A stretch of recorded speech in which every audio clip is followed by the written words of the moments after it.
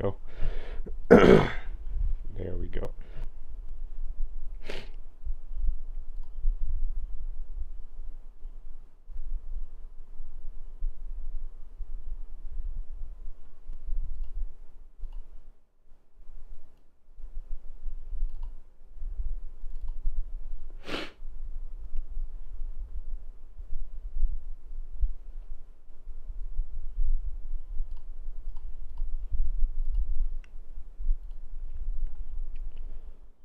Let me check Facebook.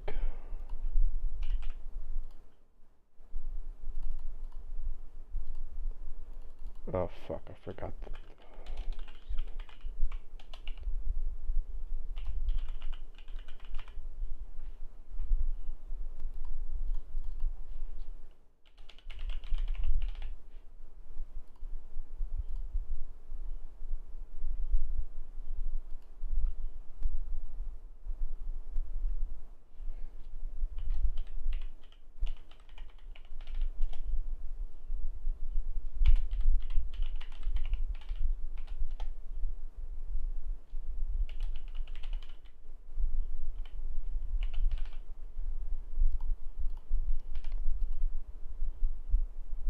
Dude, what the fuck can my Facebook password be, man?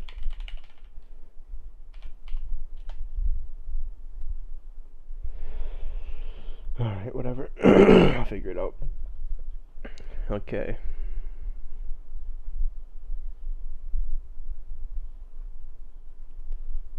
So, we should have everything.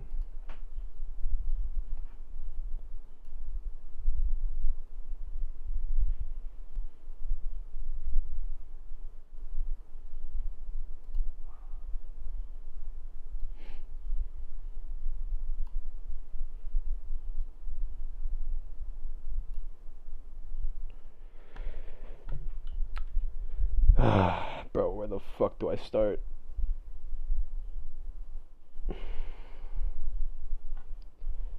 Just play around with this shit, maybe?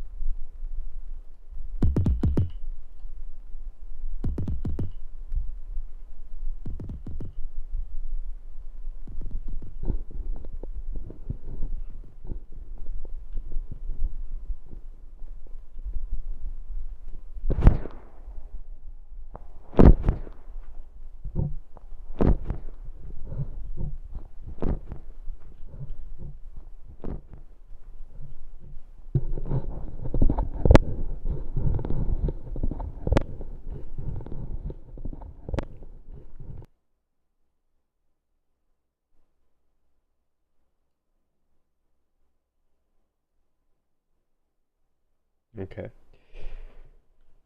Okay. Okay. Okay. Alright. I guess we start here. A blank slate. Do I just fuck around with this? Do I just create a 4-step?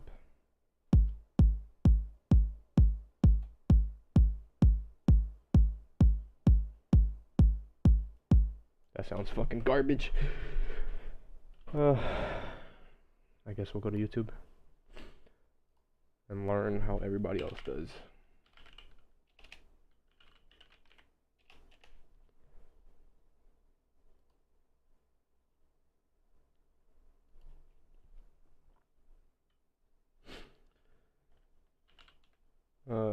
Learning FL Studio from scratch.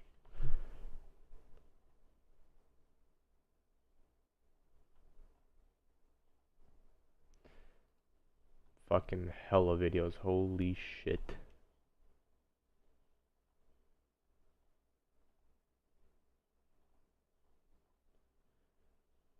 I don't want to make trap beats. That's the thing. I don't want to fucking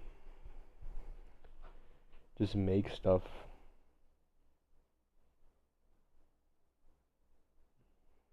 Am I live here? Hold on.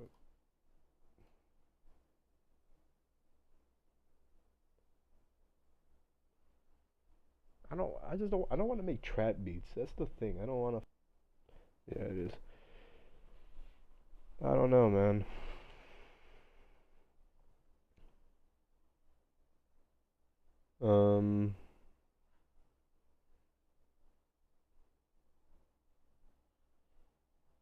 I don't know where the fuck to start. All right.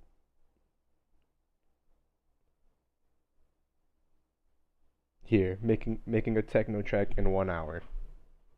Maybe we could follow this. With Shopify's mobile app, you can handle your business anywhere. Oh, hold the fuck up.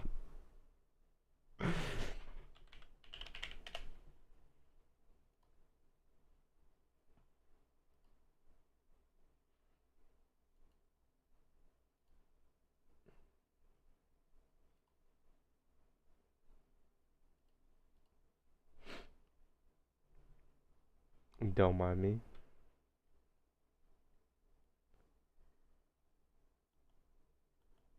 Okay. Yo, what's up guys? I'm Yannick from the Producer School, and in this video I'm going to create a full techno track within 1 hour. I'm going over all the aspects of a techno track, such as the drums, mixing, arrangement, sound selection, vocals and much more. And hopefully after this video you have a better understanding how you can make a techno track yourself. Make sure to leave a like and subscribe, and with that being said, let's get straight into the video.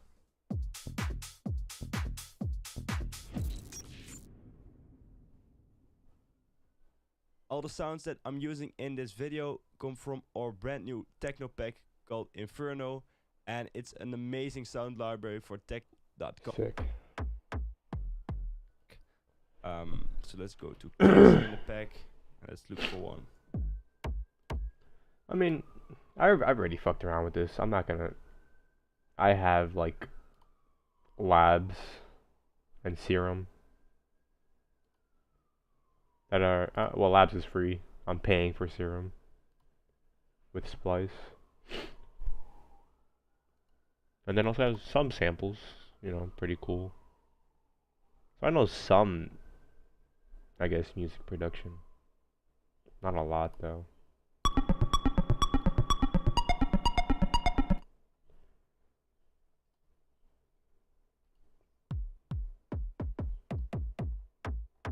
Is the sample that he used on here?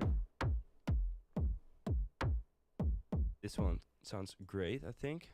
Let's put it in there. Create a nice pattern. Let me turn up the volume real quick. Boom, boom, boom, boom. I want to tweak this cake a little bit. So let's put it in a mixer channel and let's start adding some effects. I want to remove a little bit of the attack, and I'm going to do that with a transient processor. It's just really easy. You can put up the attack or lower it down, and that's what I'm going to do now. Just a little bit. Oh shit! And then let's also add an EQ to remove a little bit more of the high frequency, so we get a really deep techno kick. Let's make it a little bit dirtier by adding some distortion. Bro, I don't have any of these, man. Decapitator. Learning FL Studio from scratch. Let me see. What other videos are there?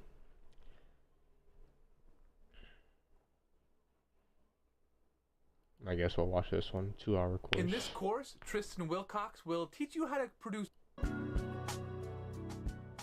Alright, now that you've downloaded FL Studio, the first thing that we're going to want to do is go up to File in the top left corner, click New from Template, and then click Empty. And what this is going to do is it's going to prompt us to ask us to save changes for the file, and we're just going to click No. And then from here, we have a completely blank file. And so now we're all going to be working from the same spot, and if something was open or accidentally opened in your project, it'll all be cleared, so we're all working from the same spot. I think that's important. So the first thing that we're going to do is just try to get a virtual instrument into our song. So to get a virtual instrument, what we're going to do is click this box up here called our channel rack. And the channel rack is basically just like a box that's going to hold all of our instruments for the song. So what we're going to do now is we're going to open up a brand new instrument in our channel rack. So by clicking this plus icon, it's going to show us a Is there a way I can...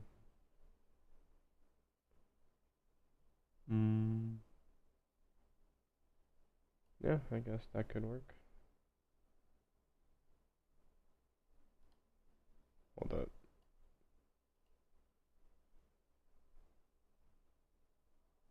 Oh, I can't. Oh, that sucks. Can't have it side by side. tons of different options for different instruments that we can choose from. And I'm going to click on Flex. And I suggest that you use Flex just to follow along. And then after, you can mess around with different plugins as we move throughout the course. Okay, so we open up Flex. Flex.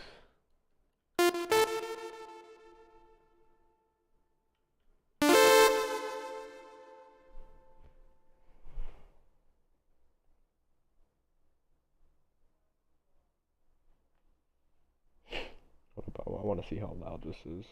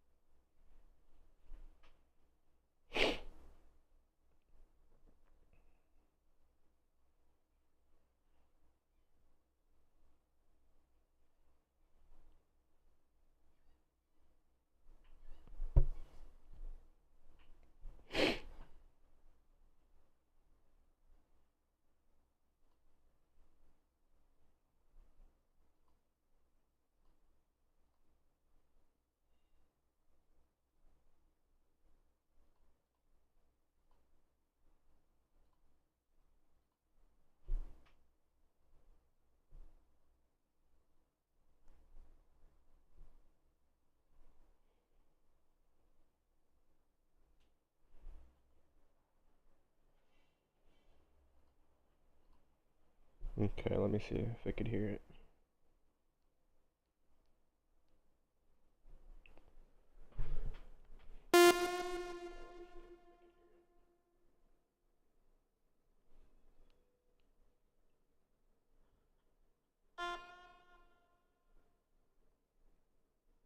That's pretty loud.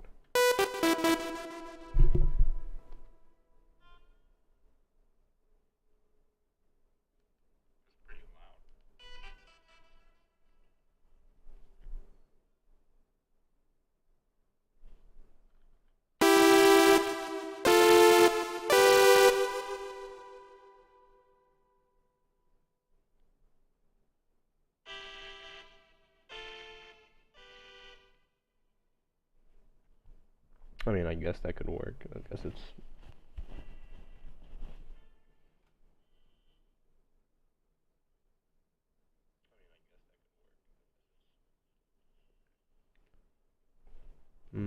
I'll lower it down a little bit.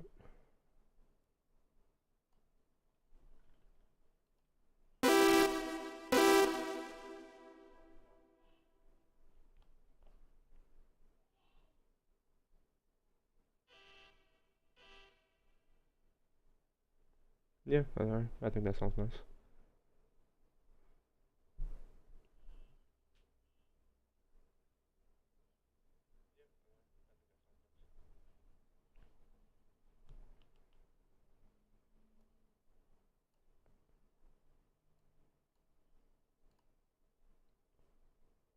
I just want to make my mic a little bit louder, but It's already full.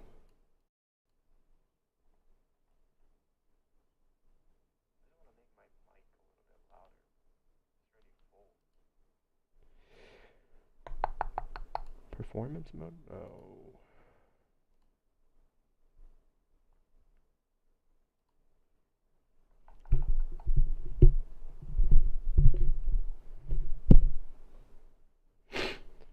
Alright, whatever.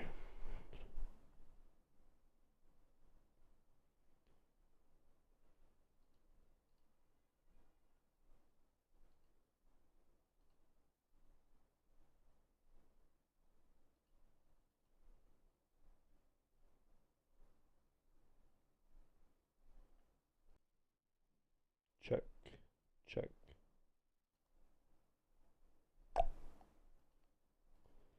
Alright, whatever. Let's keep learning. So by clicking on flex down here, it's going to load up our first virtual instrument. Now, Oh, I think I missed a step.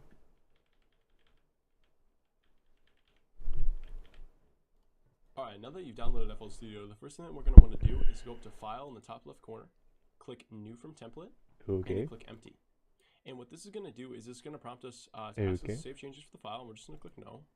And then from here, we have a completely blank file. And so now we're all going to be working from the same spot. And if something was open or accidentally opened in your project, it'll all be cleared. So we're all working from the same spot. I think that's important. So the first thing that we're going to do is just try to get a virtual instrument into our song. So to get a virtual instrument, what we're going to do is click this box up here called our channel rack. And the channel rack is basically just like a box that's going to hold all of our instruments for the song. So what we're going to do now is we're going to open up a brand new instrument in our channel rack. So by clicking this plus icon, it's going to show us tons of different options for different instruments that we can choose from. And I'm going to click on Flex. And I suggest that you use Flex just to follow along. And then after, you can mess around with different plugins as we move throughout the course. So by clicking on Flex down here. Okay, let's open up Flex.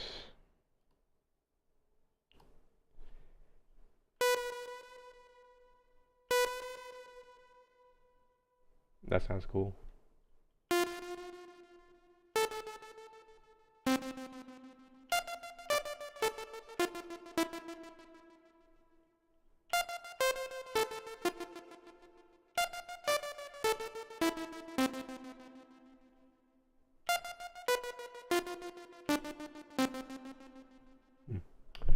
Cool. It's going to load up our first virtual instrument. Now, once it loads, you're going to see that the channel rack is sort of blocking our plugin. So why don't we just click X on the channel rack and then use this top bar to kind of move this plugin into view. And right here we have our virtual instrument. So this isn't, some virtual instruments can be a singular instrument. So like there is a virtual instrument called FL Keys. That is just a piano. And then there's some virtual instruments like Flex, and Flex is going to give you access to all kinds of different virtual instruments. It's more of like a library of sorts that contains more instruments inside of it. And so that's why I want to click on this one, because I want.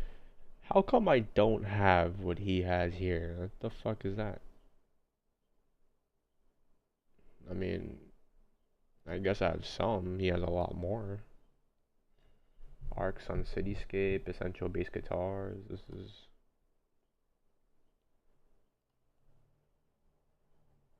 This preset is for free. Is free for owners of FL Studio. Oh. Oh. I may or I paid, but I paid for it. Wink, wink. I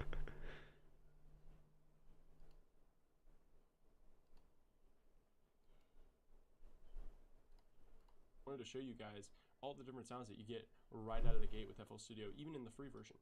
So I went ahead and I downloaded all of the free packs that you can get. And so if you want to do that now, you can download those and you can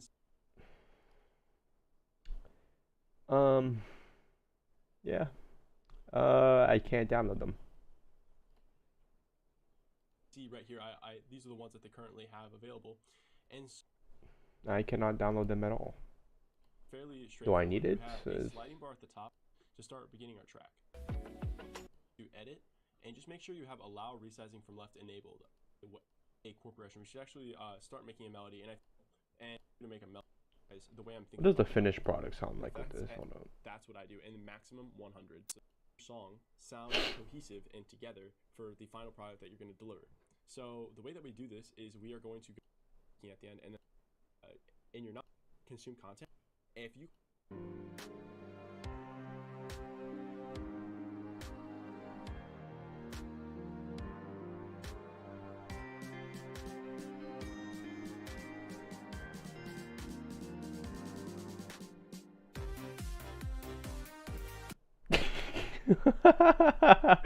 What the fuck? I mean,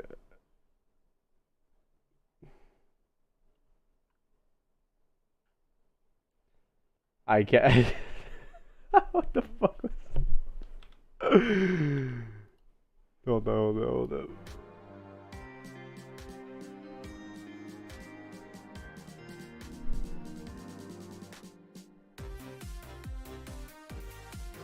That's what I'm gonna be making here. I mean, I guess alright, fuck it. I mean, I'm learning. I'll make guitar that. here, so Alright, we'll continue learning. And if it's not working, play different notes. You click on it, opens up that those grand pianos to choose from. So through these, you see this is cool.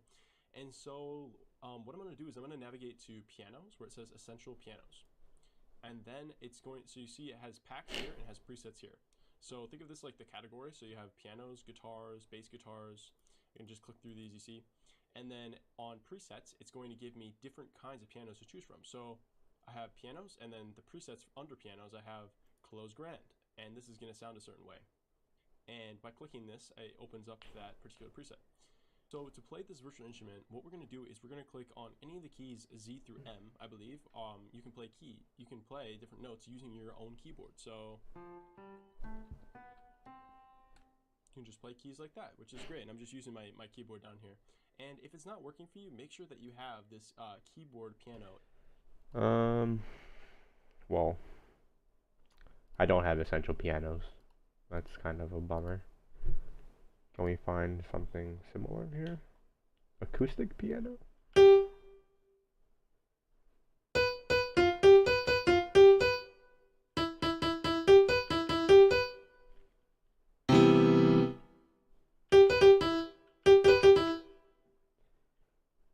Okay, I guess that could work.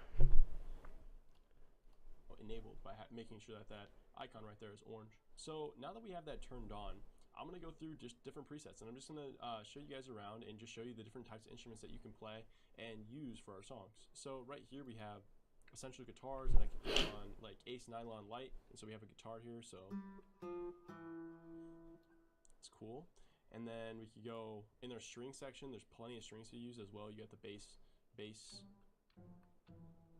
You got wind instruments. You got trumpets, bass sections, brass. So you got plenty of really high quality samples and things that we're going to be using as we go along. So the next chapter, we're going to be focusing on how we can record melodies and chords and bass lines in using our virtual instruments to start beginning our track.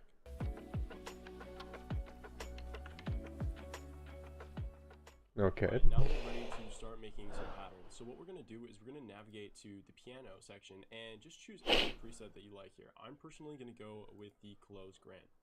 And from here, I'm personally gonna go for the only one I got.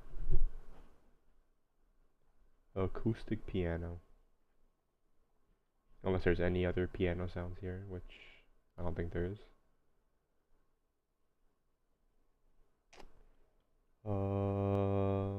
Halo pad? Please be the Halo theme, like the Halo thing. The Halo theme song.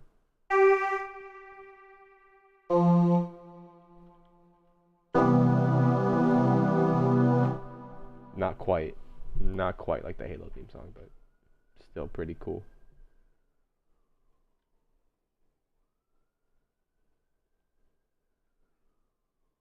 Piano bright.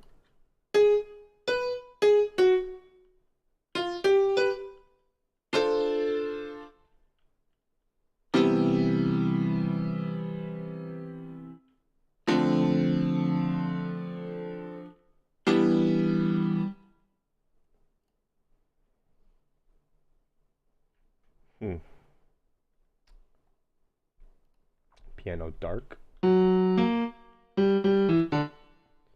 What does a close grain sound like? You can Let me just see. close out the Fruity plugin by clicking on the X icon here, and we will be staring at a empty project again. Now, from here to start making our pattern, we're just going to click on the square left of the channel rack. It is called the piano roll. So once you click that, it's going to open up a new window for us. Now, this window is where you're going to be placing all your chords, melodies, bass lines, all kinds of things like that. And before we get started, I'm just going to show you the basic navigation of the piano roll, and we're going to edit some settings to make it a little easier to use. So in the top left corner, you're going to find that there's this little drop down menu.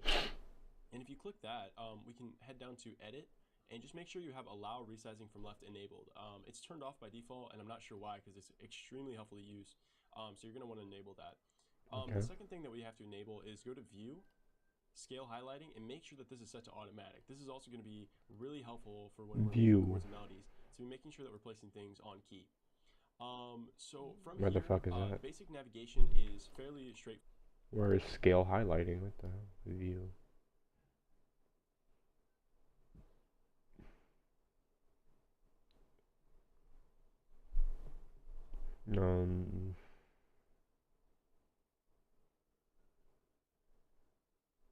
Oh, here it is. Scale highlighting, automatic. You have a sliding bar at the top, which lets you move left and right, and then you have a sliding bar to your right, which lets you move up and down. The way to kind of think about the piano roll is that it's essentially a piano that's flipped vertically. So you can see that if I scroll up and down, it's scrolling up and down the pitch of the piano. So we have, these are going to be higher notes, the higher, and the lower I go, it's going to be lower notes. And so that's essentially how it works. And then if Why is it so loud, bro? This shit is hurting my ears. Where's the volume mixer?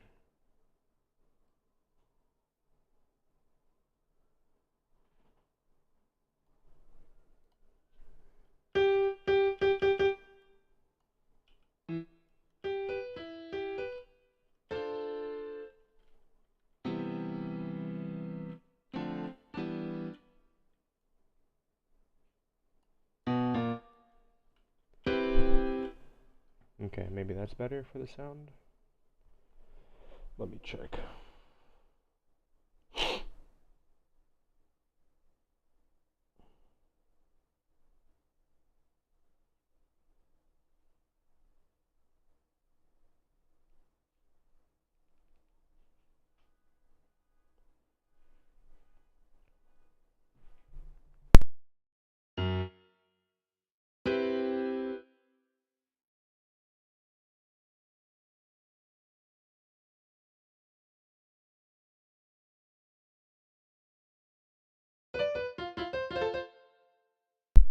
Yeah, I guess that sounds better.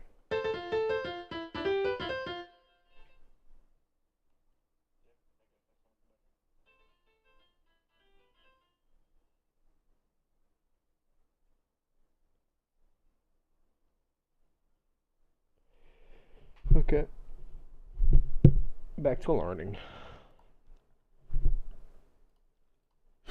play right here, I'm going to switch it from song to pattern. Since we're listening to our pattern, we're going to want it to set to this orange right here. And then if I hit the spacebar or click the play button, you'll see that it's going to start going through. So this right here, this little bar is going to play whatever notes we have. And it's going to play them in a sequence from left to right. So if I just left click a green note in here, just going to click once and it's going to place a note. And I'm going to do this a couple times just to show you guys how it works. So if I Boom, boom, boom.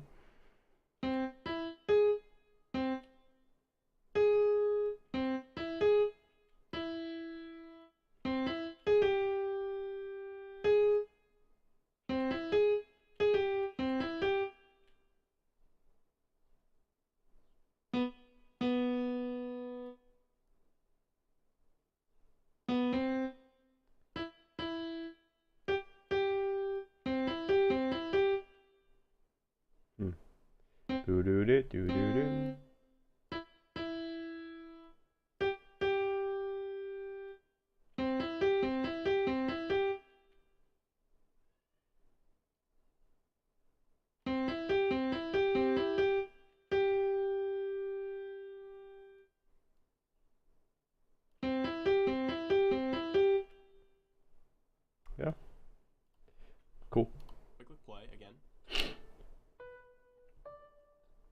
can see that it plays it one after the other. So the piano roll is pretty intuitive. I don't feel like there needs to be a ton of over explaining here, but before we start making melodies, I do think that a couple more things are going to be important to lay out, and that is resizing the piano roll. So this can be really difficult. I remember when I first started, my piano roll was zoomed in extremely close like this, and I had to move notes like this, and it was just really, really painful, and I couldn't find anything on how to make this fixed. So the way that you do it is this.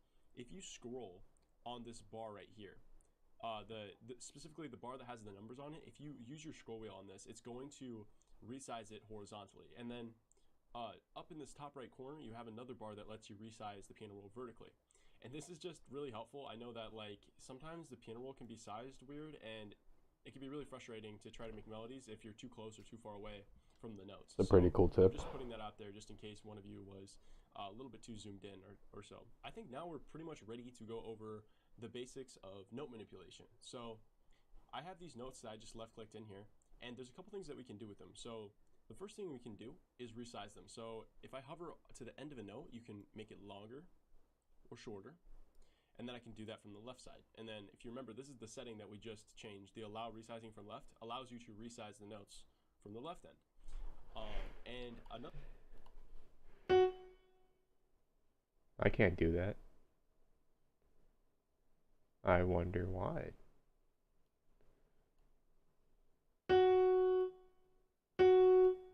I mean, I guess it's not really that big of a pain in the ass, but kind of annoying.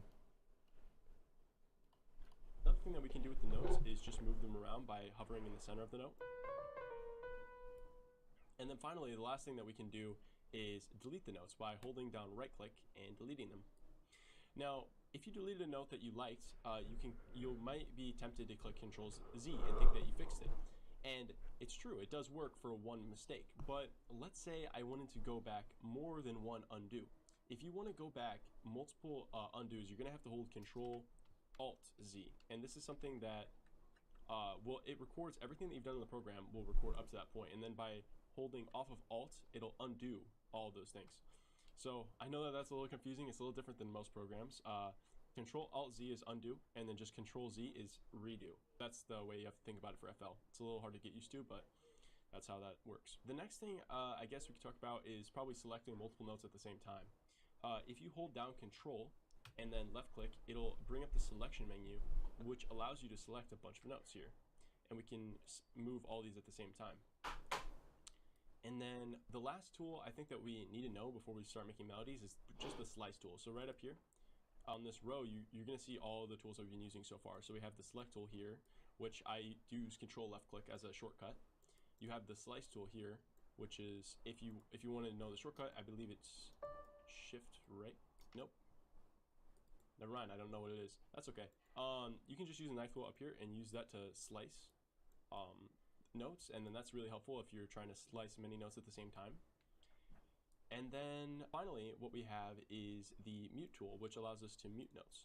You've got a bunch of tools up here that you can mess around with, which will be really helpful for when you're making melodies. Without further ado, I think that we should try to make a chord progression. We should actually start making a melody, and I think the tool will become more familiar to you as we keep using it over and over again. What we're going to do is we're just going to delete these two notes I have over here, and we're going to start off by moving a note in the range of halfway from C3 to probably a little above C4. I want to make a bass line. I'm going to take a note. I'm going to just click it down here. Okay. Like so. And I'm going to stretch it all the way from the first number, 1, all the way to 2. I want it to be 1 bar long. A bar Okay. is going to be from any one number to the next number. It's going to be signified as one whole bar. And so that's the length I want my notes at. All right. So C4. Let's make it one whole bar.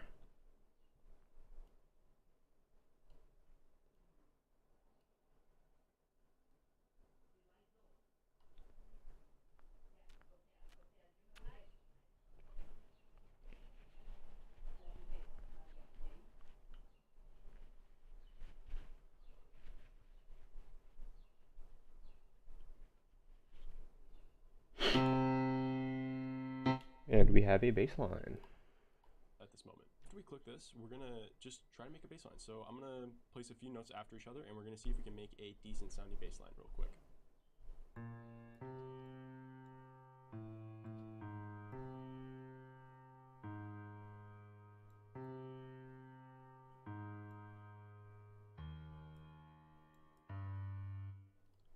Alright.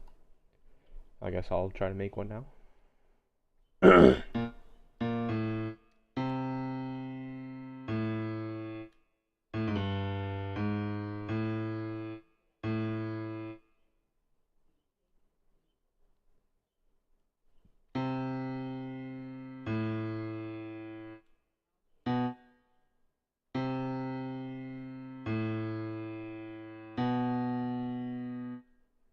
Boom, boom, boom.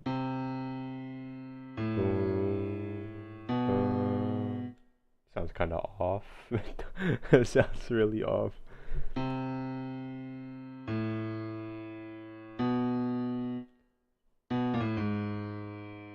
Maybe more down?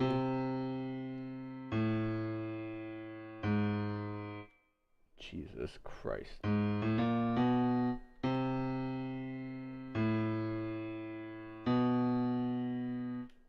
Alright, whatever, we'll keep it. Maybe here?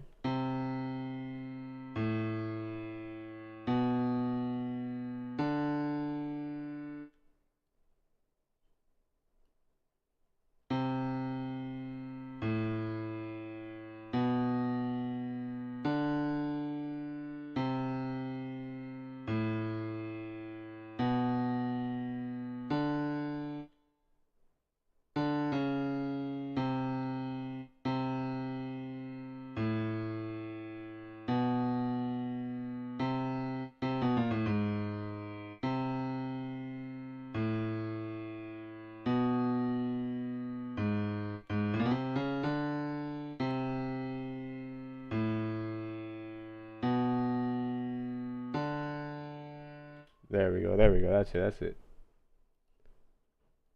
Okay. So I made a very simple bass line, and the way I did was just by placing a one note after the other, and I kept one rule, which allowed me to make sure that I was making pretty good choices, and that was I only place notes on the highlighted rows, and then the non-highlighted rows are notes which are going to be off key. This is really helpful when you're starting off and you don't know music theory. It can be really helpful to know which notes are the right notes and which ones are the wrong ones just by staying in one key for your song. Here, as you can see, if I just take away these notes now, it doesn't pop up these highlighted rows. But as you start placing them, I believe it's 3 notes is the minimum. It tries to make a scale based off the notes you placed. And you can see it keeps changing based off of where you move the notes. And then you can place those notes in there and it will make you a scale. I'm gonna undo all that so far, and we're gonna go back to what we had before. And this is what I ended up making. Do I have the same? No, I don't. It's okay. Now, I recommend that you guys make your own bass lines. You don't need to copy mine exactly. But if you're struggling to make one, you can copy it now. I'll leave it up here. And then right after that, we're going to start and make some chords. Okay, so now we're going to place just one note above each of these bass lines. So we're going to take it one step at a time. We have our bass line laid out, so let's just start by adding one note at a time to each one of these. Okay. So the highlighted rows. I kind of like that. I like that. I like that as well.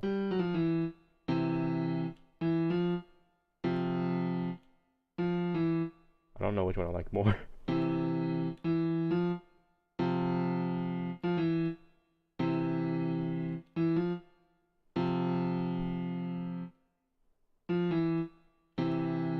Alright, fuck it, that one.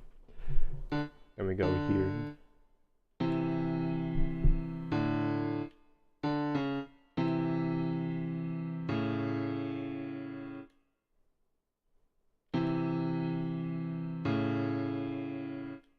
Sounds off.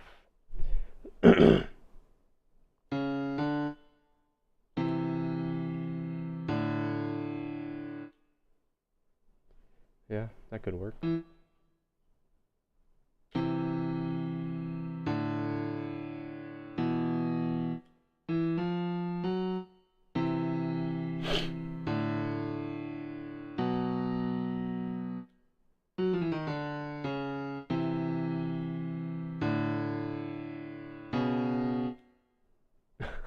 That fucking stinks, bro. Um.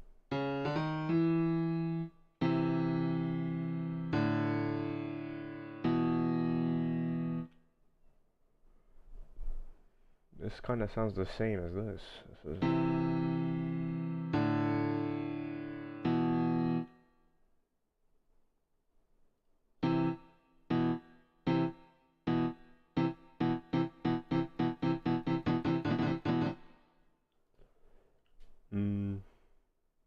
Maybe we lower this one.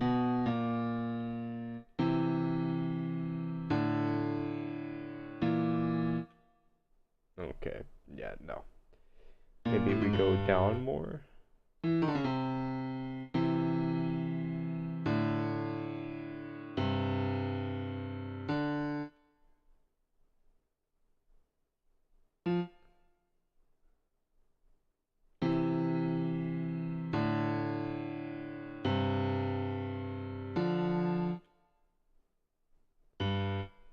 Fucking awful.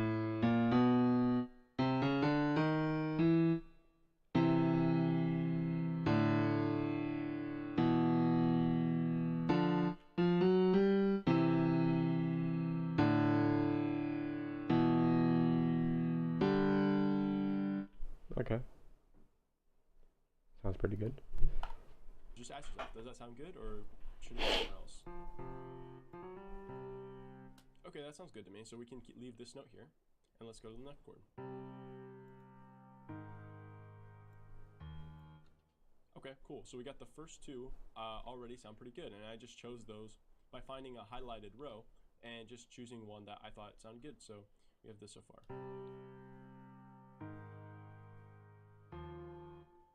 That doesn't sound so good to me, so we're gonna move this probably down.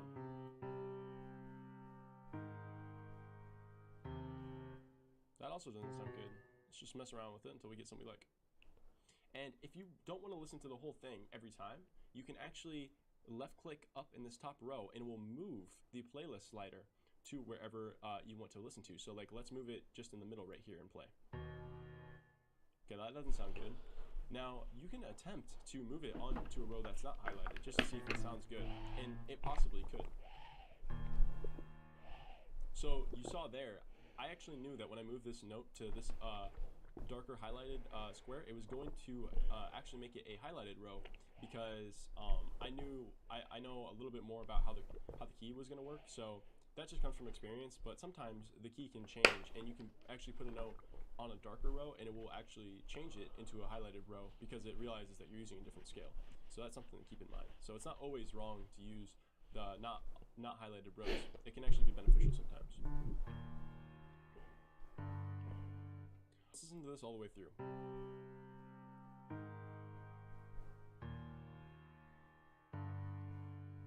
Perfect. Okay, so I'm gonna I think mine sounds a little better.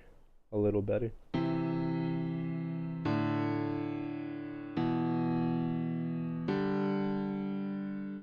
This is so fucking ass, bro. add just one note on top of all of these, and then we'll have a good chord progression. Okay, gotta build the third chord. Maybe here.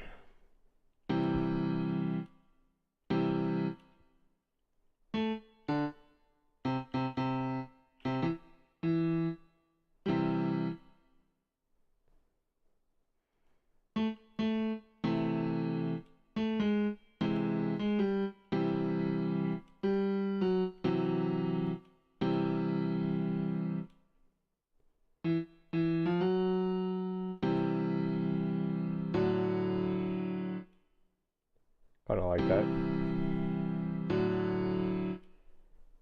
Boom, boom.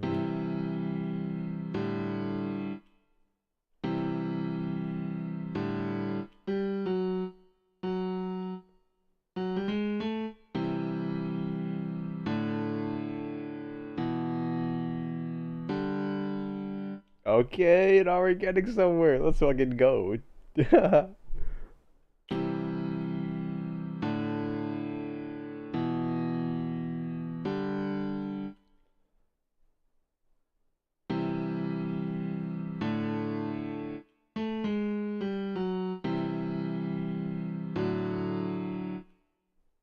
kind of like this better.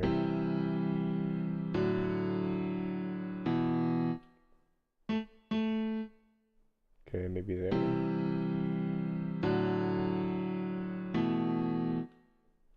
No. Sounds awful. Click here.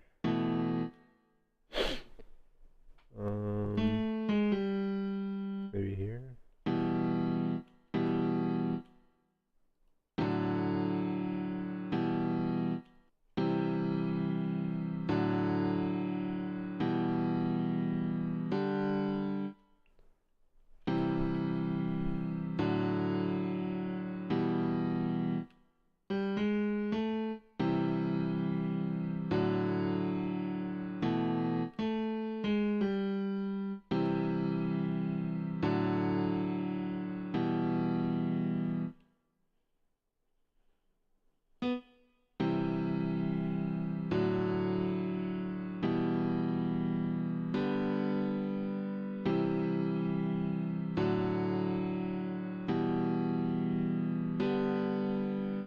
I like that.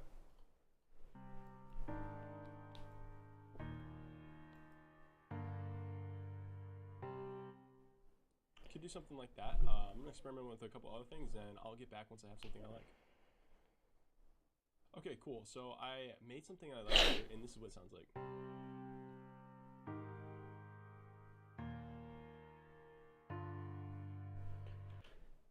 This just, has a little bit more spice to it. Mine is nice and humble.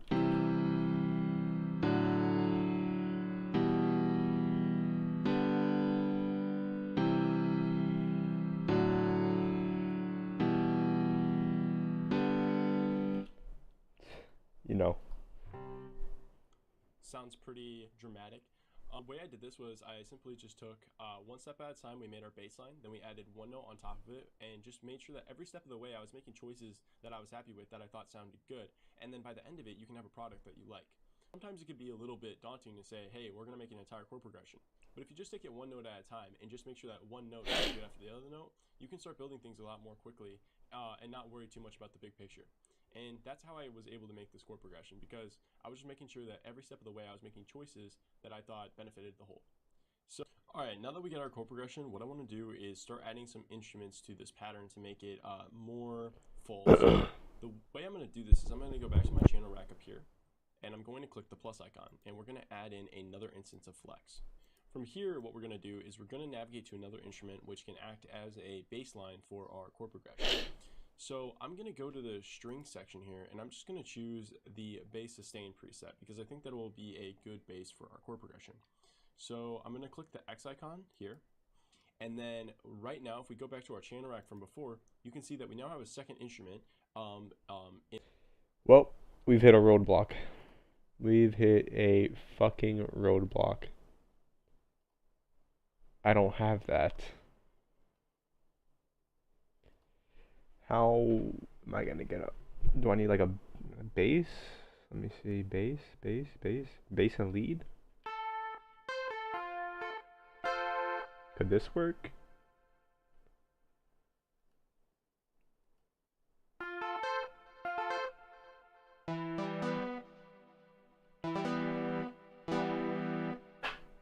Fuck it. In our channel, We'll try it. So we have the grand piano and we have our bass sustain.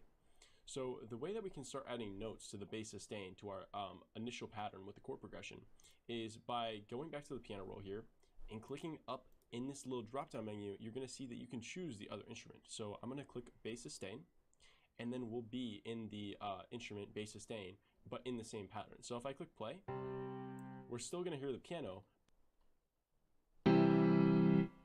Lit. But now when I put a new note, it's going to make the bass sound. So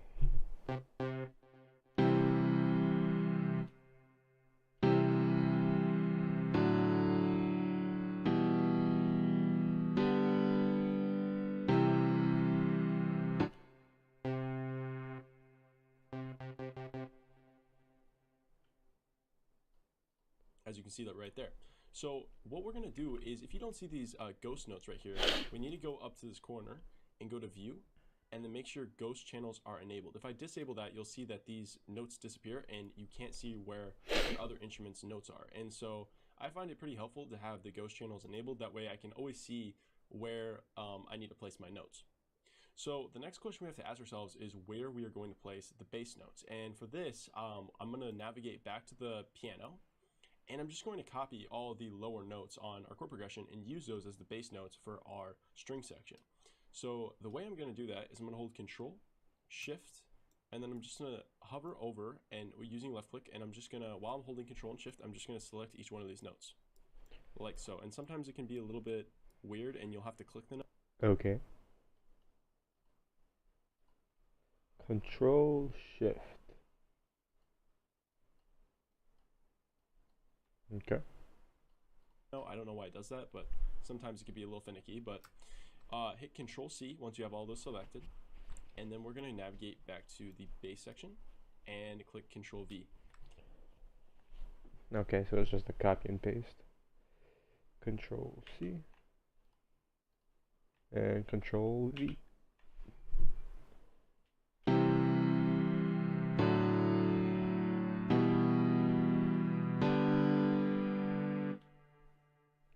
I can't even hear it.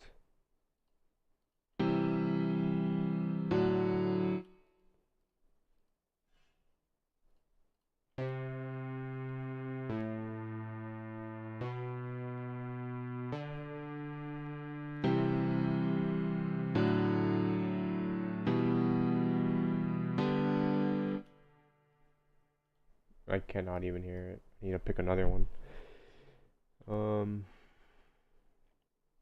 Brass?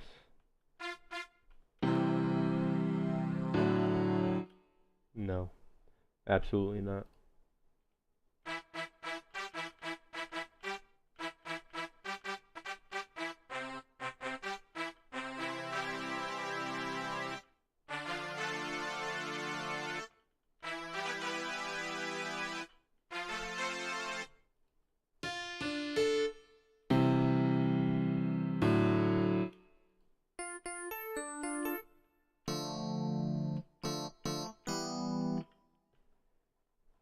Need a bass, piccolo, no bass. String, maybe? Slap bass?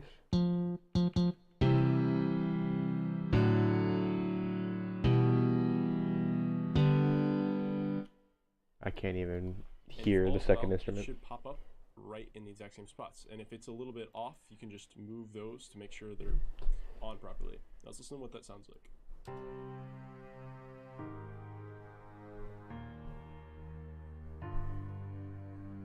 Awesome. So now we have a bass section which we... Yeah, like his sounds better. What the fuck?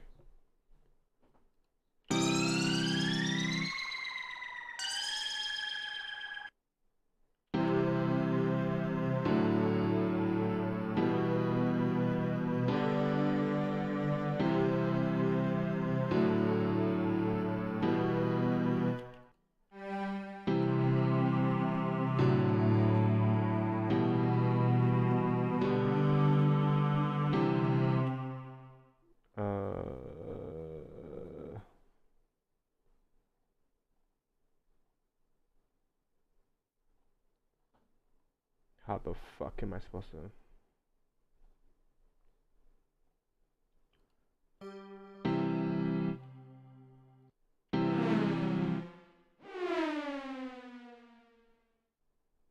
That's a car pass? What type of car pass is that?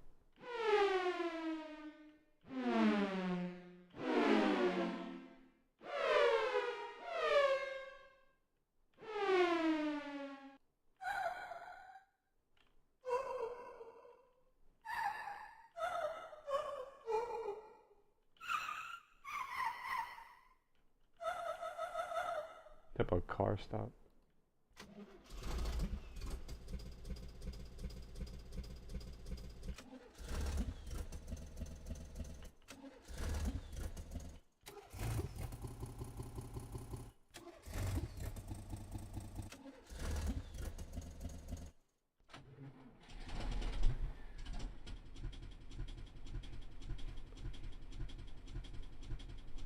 Hmm. What the fuck does a car crash sound like? That's it? It sounds like Space Invaders.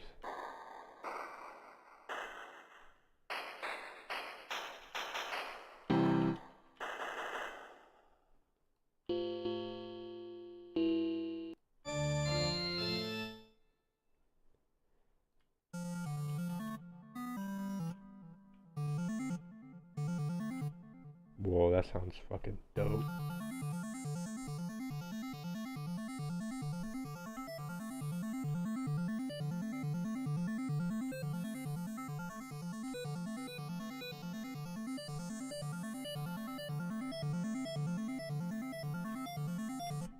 Okay. That sounds cool. But not what I need.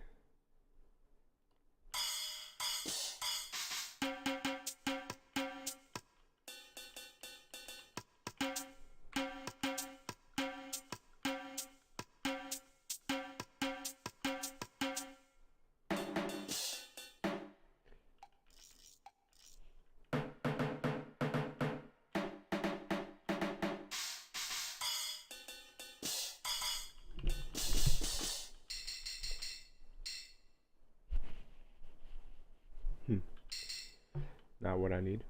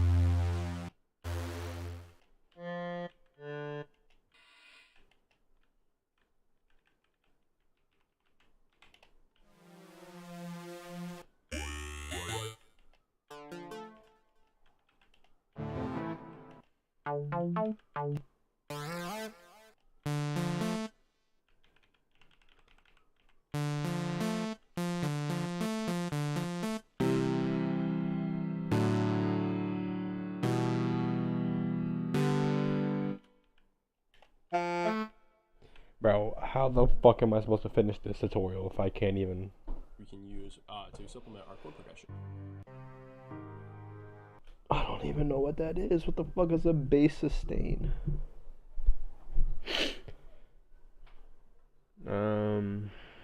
Bass sustain. I know I don't have it because it's in one of these. We find a plugin that has something similar.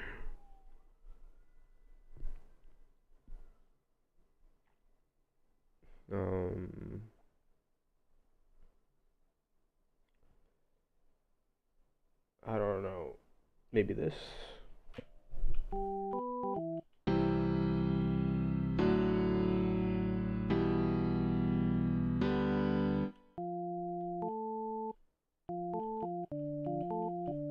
Does that sound anything like this? Nope. Ah, fuck. Fruit.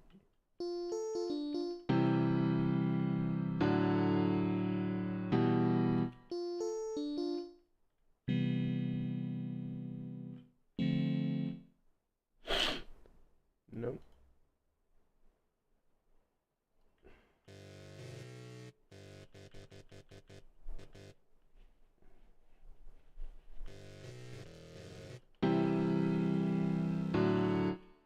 Sounds nothing like it. Maybe this.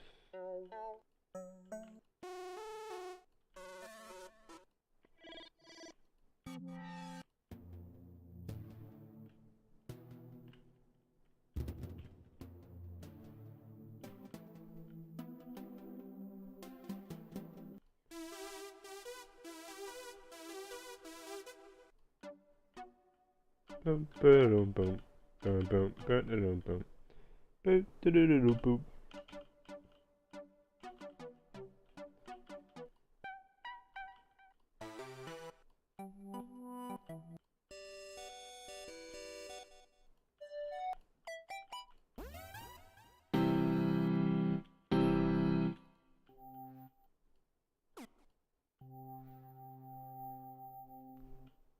Damn bad bitches in the mansion.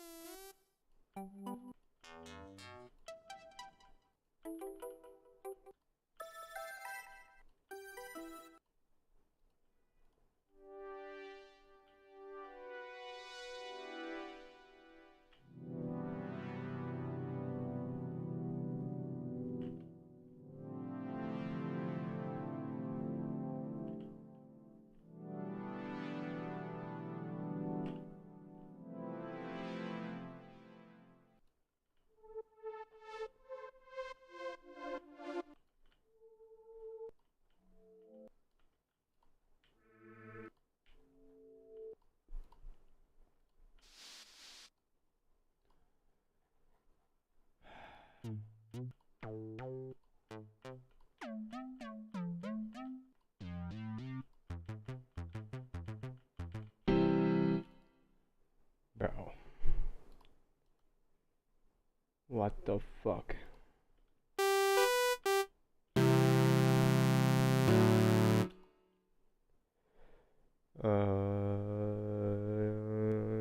Strings anywhere? String. Bases.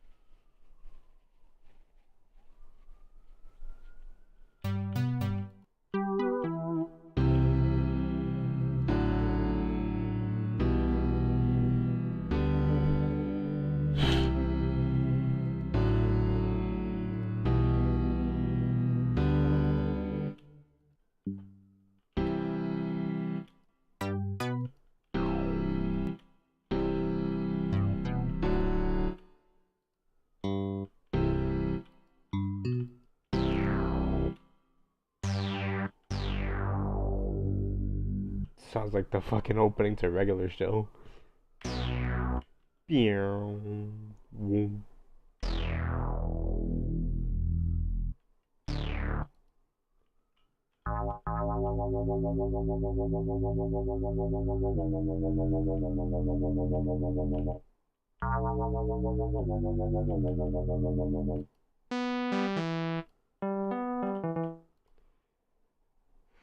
Any strings at least? Let me see. Strings. Keyboards. Church bells. String. Hold on now, baby.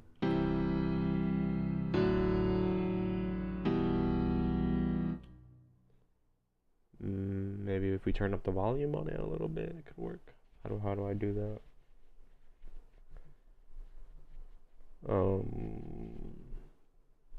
There's a volume button here. Reverb wet level. Oh, volume.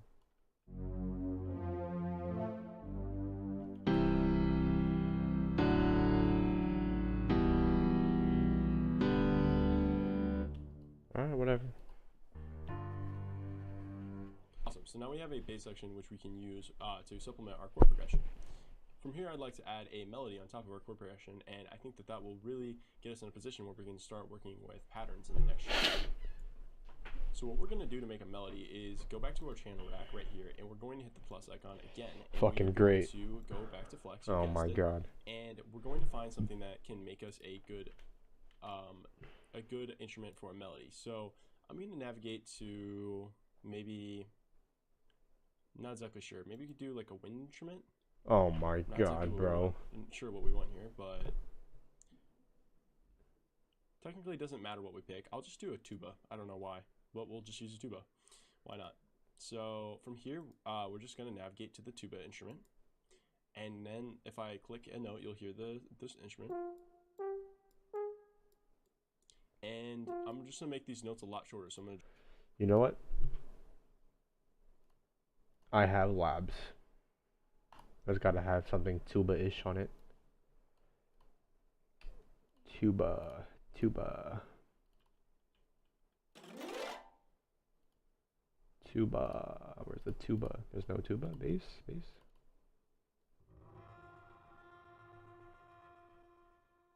Definitely not a tuba.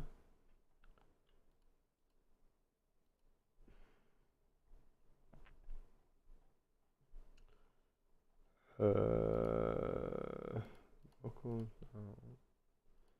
I don't have a tuba.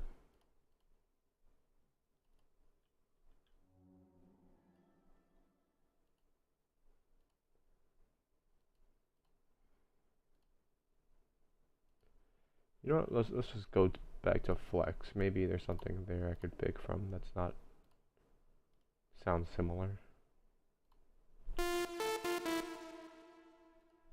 Drag this here, make it smaller, and let's just make a rhythm for our melody. So the way I go about making my melodies is I want to keep the rhythm consistent. To give you guys an example, let's just play a rhythm here by clicking in some notes, and then I'm going to just click copy, and then I'm going to shift click this and we'll duplicate it, and then shift click again, duplicate, shift click, duplicate. You don't have to do this right now. Basically, I'm just showing you guys this to teach you guys how I think about my melodies when I'm making music. So let's listen to what this sounds like.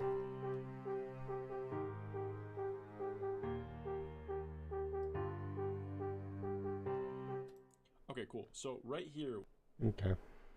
what we have every single bar, we are playing the same rhythm.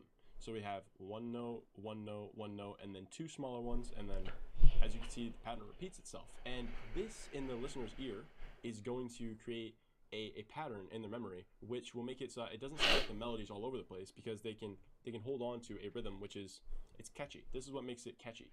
But it becomes repetitive if I just have this on one note. So to make a melody not repetitive, you need to keep the same rhythm, or at least keep it moderately similar. And then you have to change the notes in ways that are, and this comes a little bit with time, is you kind of know how to change it in a way that doesn't sound too chaotic, but a way that sounds enough to give the listener something interesting to listen to. So why don't we start by moving these notes around like this? Like, I'm gonna just move this one a little bit down.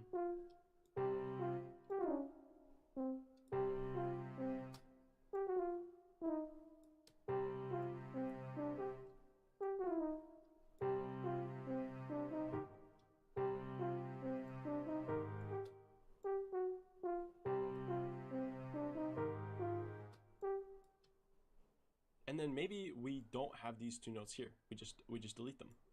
And then so to copy this, the way I think about this is kind of fractally. If you've ever seen fractals before, you know how they kind of like you can zoom in and it's the same pattern, and you can zoom out and you see a bigger pattern. And so I think about melodies in a fractal way. It really helps me think about how I want things. What the fuck is a fractal?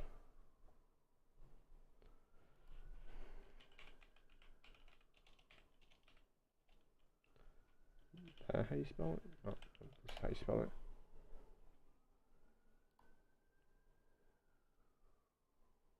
Okay.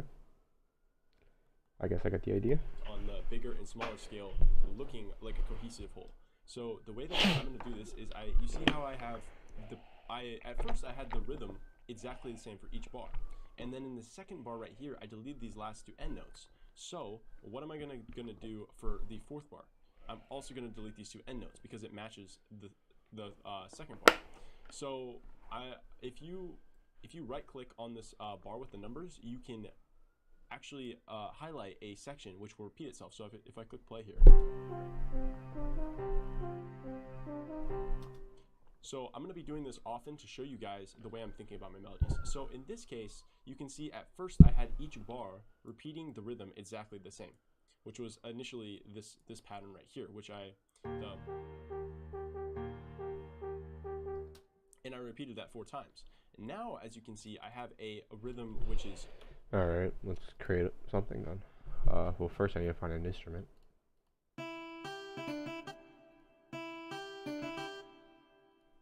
Can this work?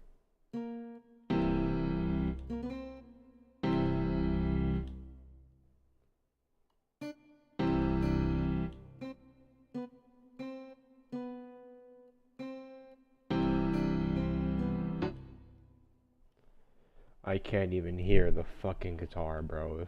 This shit is so loud. Let me lower down the volume of this. Is this it? Yeah, I think it is.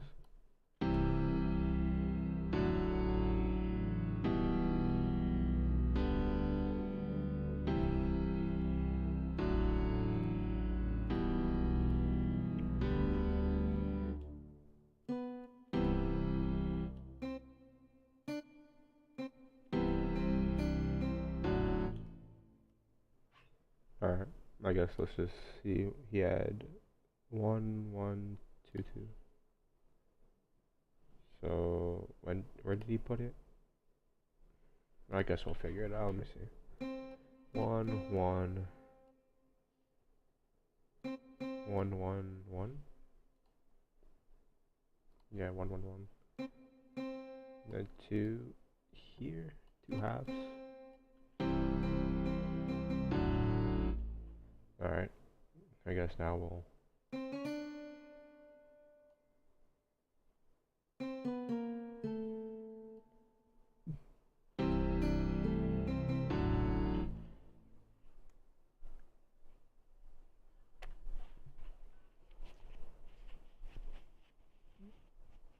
This is so hard, man.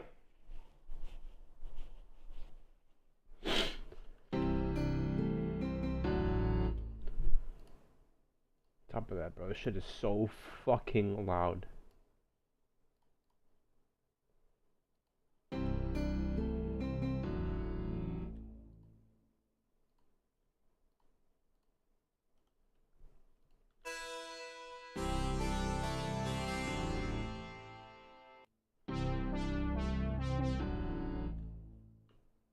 I don't like this.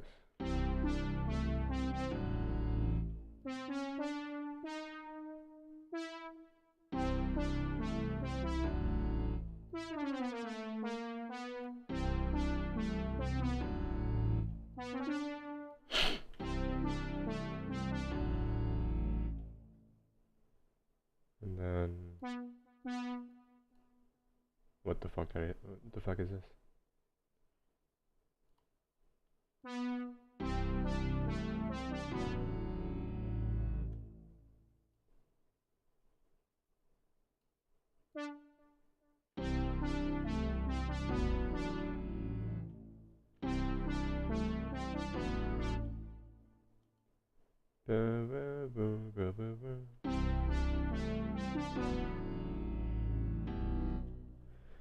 I don't like that.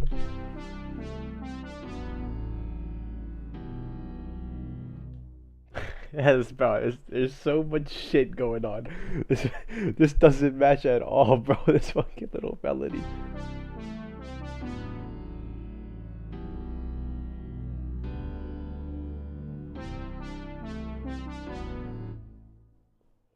But fuck it, dude. It works. I guess it works. I don't know.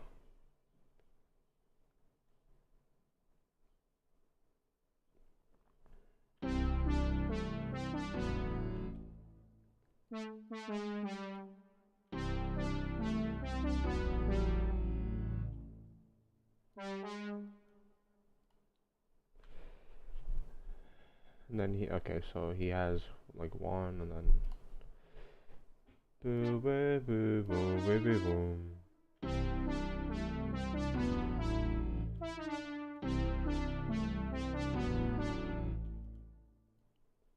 I don't want to drag it.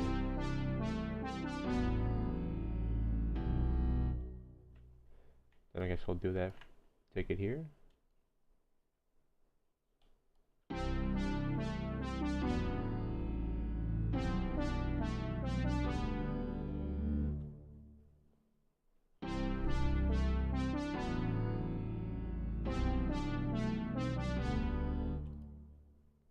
Now I can barely hear the piano.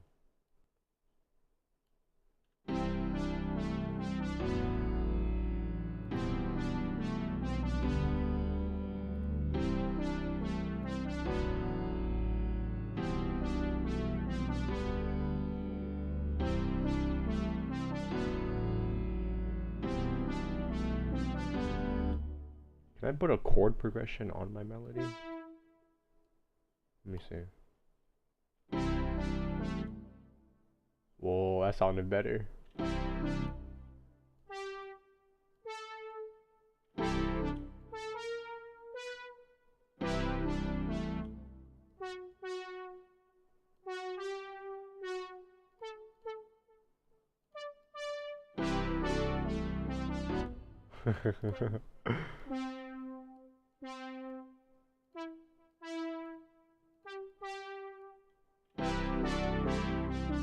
Does not sound good at all, but I guess.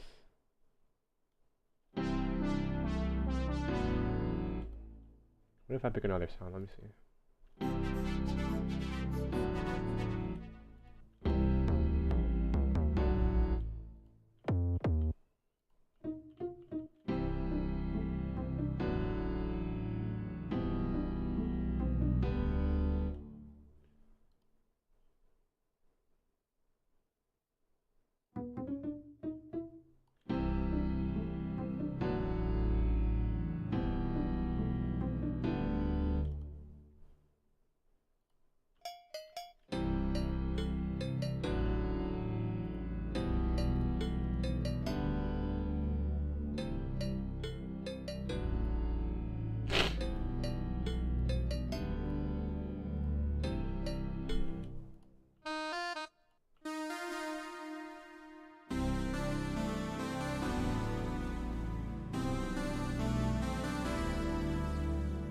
Woo! What the fuck? That shit's fire.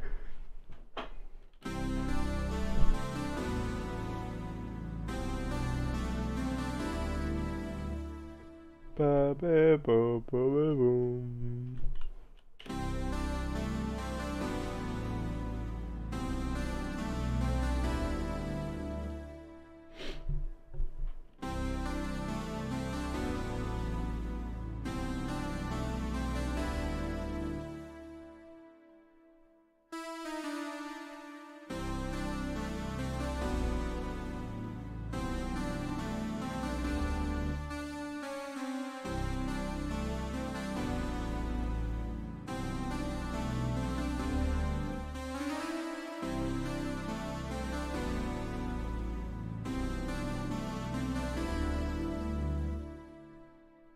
I like that.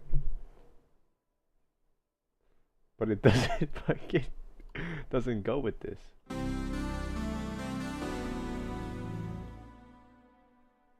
Doesn't even sounds off.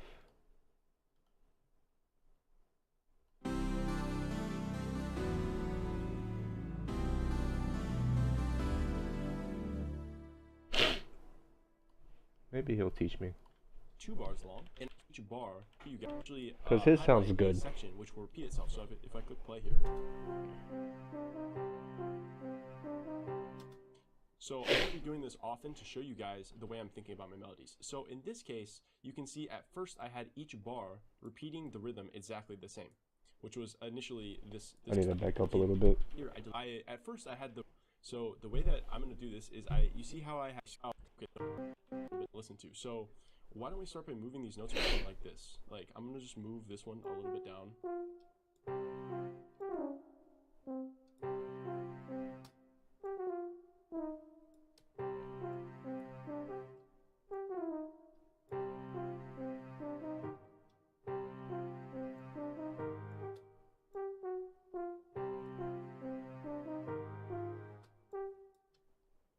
And then maybe Maybe I should change all of this to labs. Cause labs has every. Hold on, let me see. Labs. Change to this.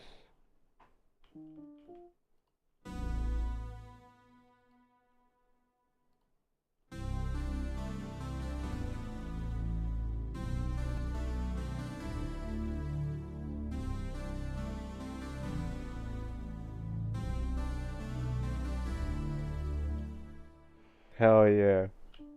I can't hear the piano, but yeah, I guess we'll make it work. Let me see. Switch this to labs. Labs, here it is, labs. But we need like a string.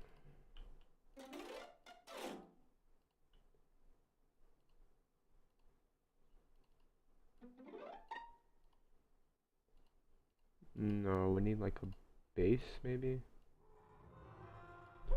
Not the bass I was looking for. Can we download some labs packs? What company makes a Spitfire?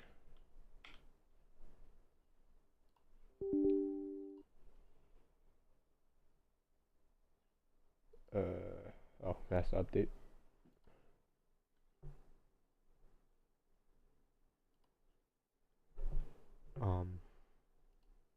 Yes. Install. Finish.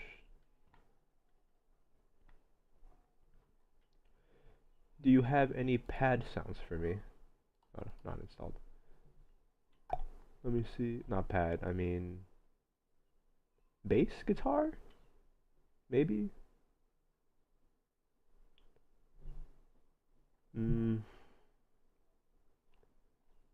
Granular glass piano, frozen strings? Maybe frozen strings could work. Hold up.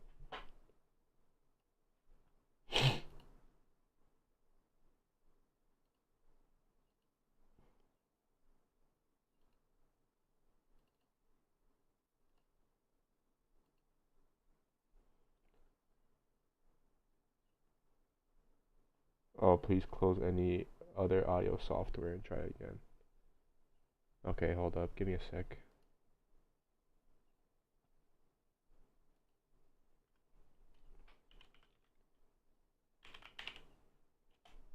I need to close this application real quick.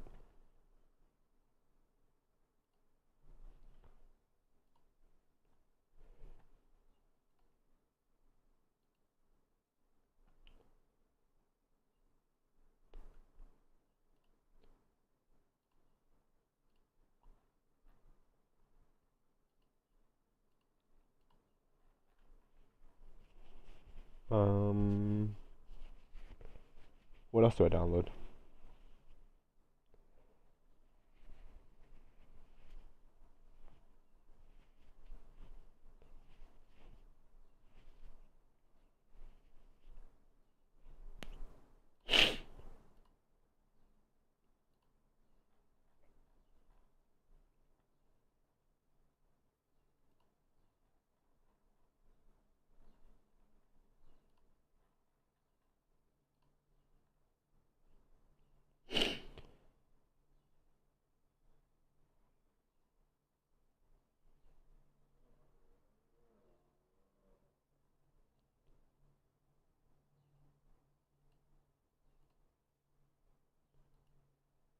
Maybe some amplified cello.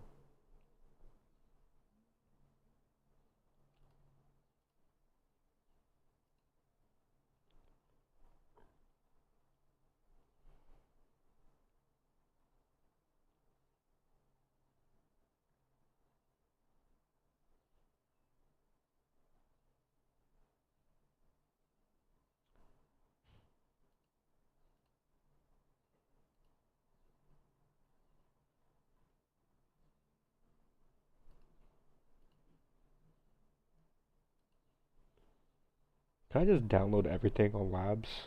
Will that work?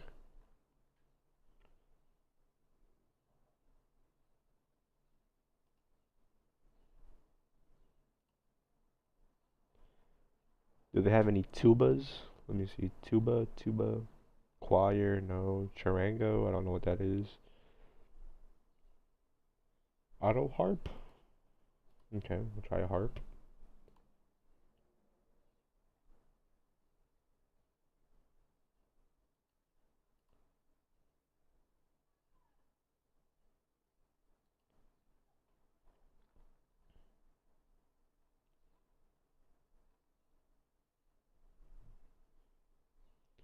Granular whale song.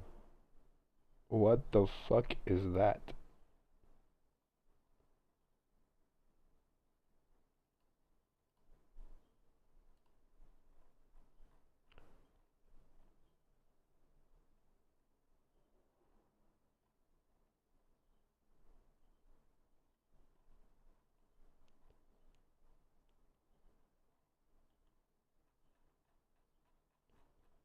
Um,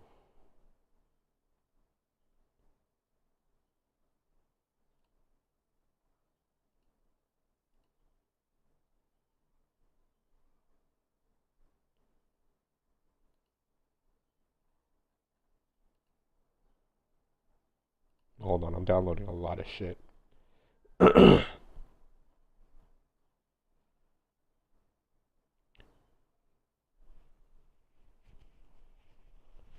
Rare groove piano? Okay, whatever. We'll download that.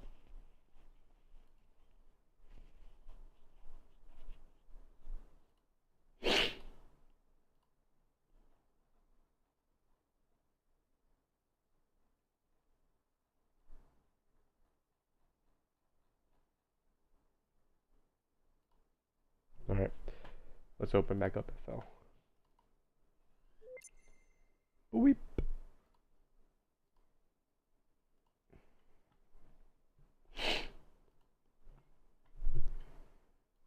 We should have some new sounds. Violin.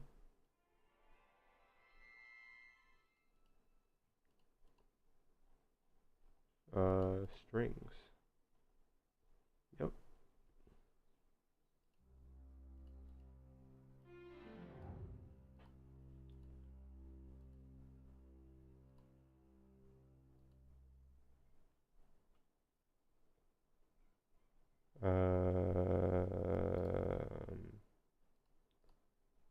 Okay, so this is going to be a piano. We need a grand piano.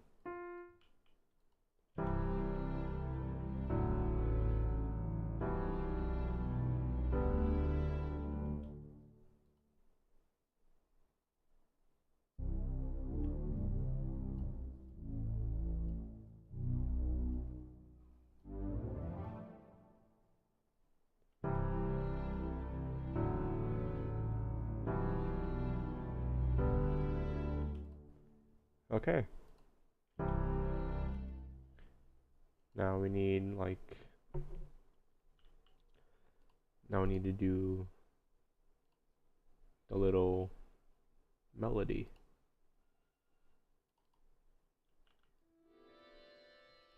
Nope.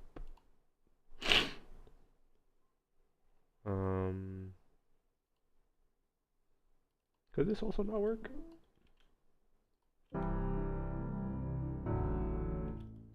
No, I can barely hear it. What's a sustain? I can't even play anything.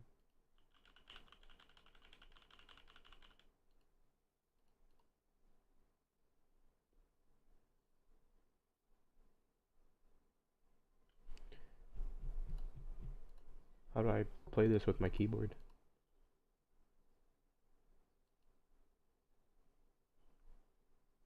I guess I can't.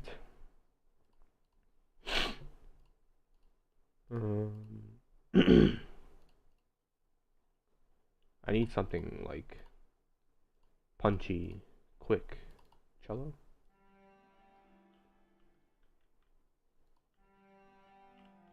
No. Need something quick. Nope. All these take too long.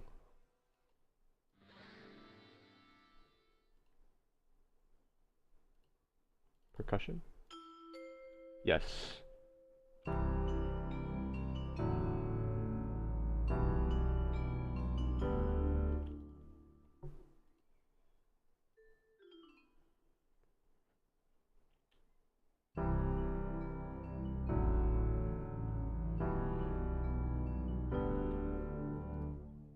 It's pretty silent.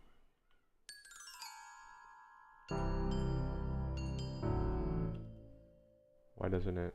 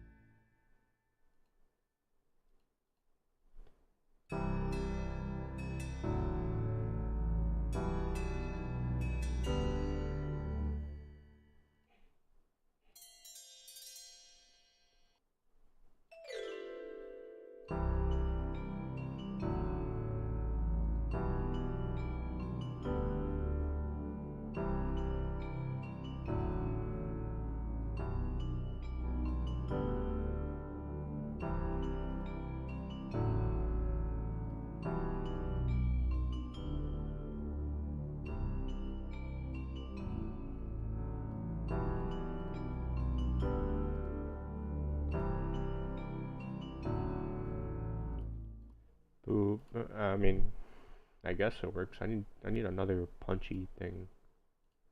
Like so no, it takes too long.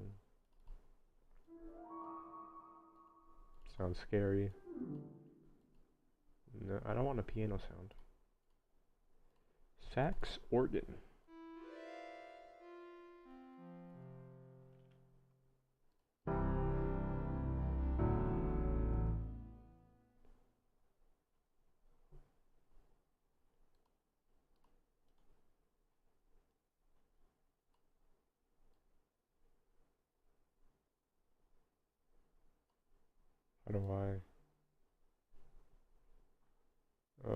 How do I put it at 100? Alright, 105, whatever.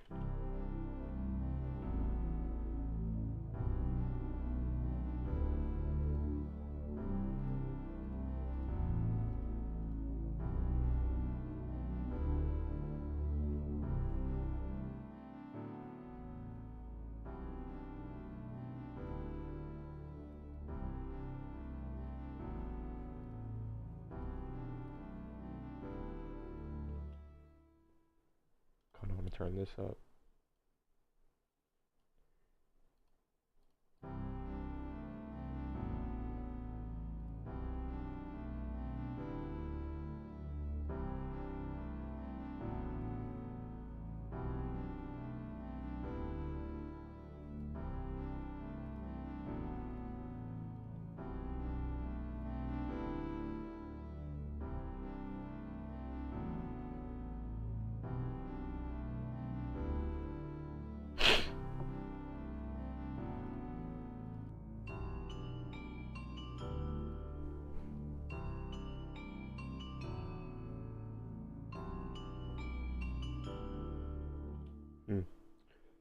Alright, I like that.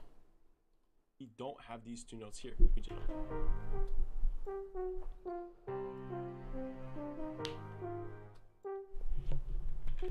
sounds enough to give the listener something interesting to listen to. So why don't we start by moving these notes around like this? Like I'm gonna just move this one a little bit down.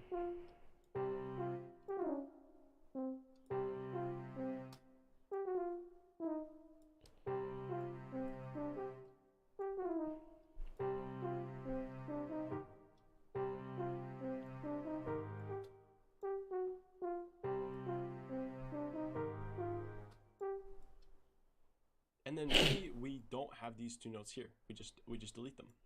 And then so to copy this, okay, the way I think about this is kind of fractally. If you've ever seen fractals before, you know how they kind of like, you can zoom in and it's the same pattern, and you can zoom out and you see a bigger pattern.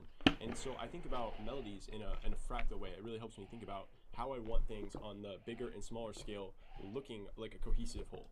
So the way that I'm going to do this is you see how I have at first I had the rhythm exactly the same for each bar. And then in the second bar right here, I deleted these last two end notes. So what am I gonna do for the fourth bar? I'm also gonna delete these two end notes because it matches the second bar. So if you right click on this bar with the numbers, you can actually highlight a section which will repeat itself. So if I click play here, so I'm going to be doing this often to show you guys the way I'm thinking about my melodies. So in this case, you can see at first I had each bar repeating the rhythm exactly the same, which was initially this pattern right here, which I repeated that 4 times. And now, as you can see, I have a rhythm which is 2 bars long. And you're probably wondering, why is it 2 bars long? Well, remember I made that change on the second bar where I took off these notes, and then this entire pattern repeats itself because on this second bar, I also take off these 2 notes. And if you need to remember what a bar is, it's from this number to this number. So these 2 bars act as one big pattern, and then these second 2 bars repeat this first 2 bars pattern, okay? Hopefully you guys are not having too much trouble following along. A lot of this stuff I don't know because I can write it on a piece of paper or because I read it in a book. It's trying to explain to you the type of things that you learn by experience, and these things are very difficult to kind of like condensate into words at times. So I'm sorry if it sounds like a little bit confusing. I'm really trying to boil down like what's going on subconsciously to you guys, and it can be difficult sometimes. So I think it comes from making a lot of bad melodies over and over again, and then noticing just one thing that made the melody sound good, and then remembering that for next time. And then over time you build up these experiences which allow you to make helpful and good changes to your music. And so sometimes even when I'm doing a full course like this, I can sort of walk you through what I'm doing, but you are going to have to try to make your own melodies. You are going to have to make a lot of bad melodies to really understand like how to make good melodies. And that's just how everything in life is. You really just need to put in time and experience in these things. So if you're struggling off the bat, don't worry. I didn't even know about rhythm or anything when I was making melodies. I was just clicking notes all over the place, and it actually sounded kind of good, but I was placing notes all over the place, and yeah, it was just really bad. So even if you start with this bare, like if you get 10% out of what I'm saying about melodies right now, you'll already be ahead of where I was when I started. So I think it might sound complicated now, but I think you'll be okay if you just take a little bit away from this, even if you don't understand everything I'm saying. So in the second half of the melody, what I'm going to do is I want to repeat the third bar. I want to repeat in the first bar. So I'm just going to copy the notes, honestly. Okay, and then in the second part, I already know what I want to do. So what I want to do is I just want to have it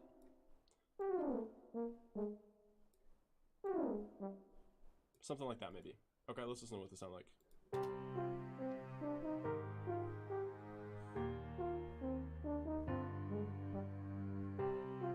So what was my thought process, and how did I make a melody without even listening to it and knowing that it would sound good? What are the rules that I employed to get something that would sound decent no matter what? The way I think about these melodies is that I have a structure which I apply, and it applies to the rhythm, but it also applies to the pitch of the notes. So this is called a A-B-A-C melody, okay? So from bar 1 to 2, this is A. From bars 2 to 3, this is B. From bars 3 to 4, that's A. And from bars 4 to 5, that's C. And so why is it called A-B-A-C? Well, because A matches, the A here matches this A right here.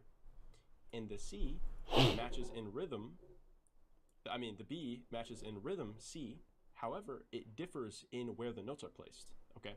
And so it could technically, you could say that this is A, B, A, B, because the rhythm doesn't change from 2 and 4, but I'm just saying it's A, B, A, C because I changed the notes. That may not be technically correct, but hopefully you're following along with my thought process here.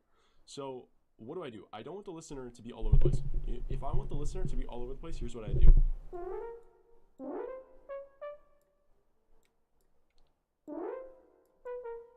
Okay, we're going to do this as an example to show you how melodies can get confusing. So I didn't put anything on any wrong notes. I didn't actually choose any specifically wrong notes in this melody, okay?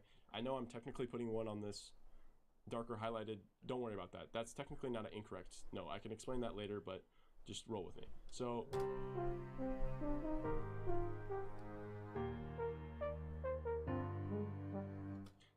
nothing's wrong about this. It's just hard to follow, okay? Because it doesn't repeat itself in any meaningful way. There's no pattern here.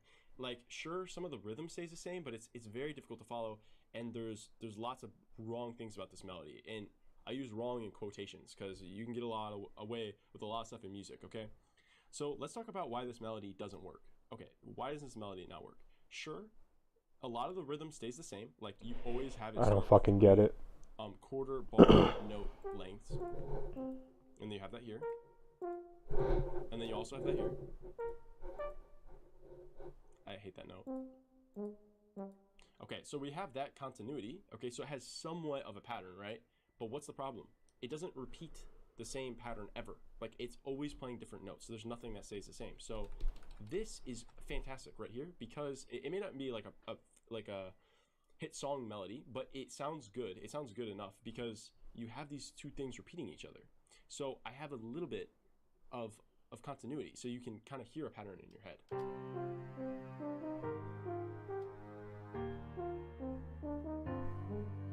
Okay, so I could even, if I didn't want to repeat it exactly, I could do something like this. This might not sound as good, but you could try something like this.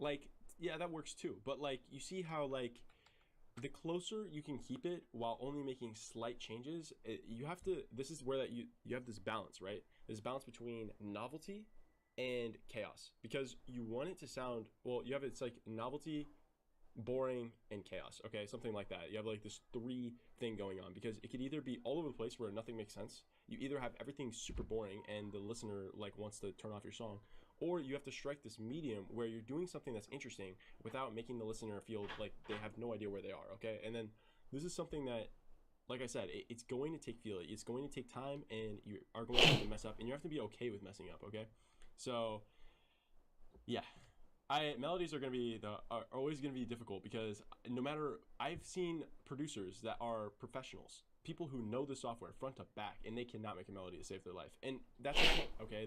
They're fantastic producers in a lot of different ways, but melodies are something that not everyone gets. But if you put in time and effort, and if you're really struggling, I would recommend learning a little bit of music theory, and that can also benefit you if you don't have it as much of a natural musical ear for melodies. But yeah, so I just don't want you guys to be discouraged, because once we hit melodies, I knew this was going to be, in melodies and chords especially, these things can take a long time to develop an ear for.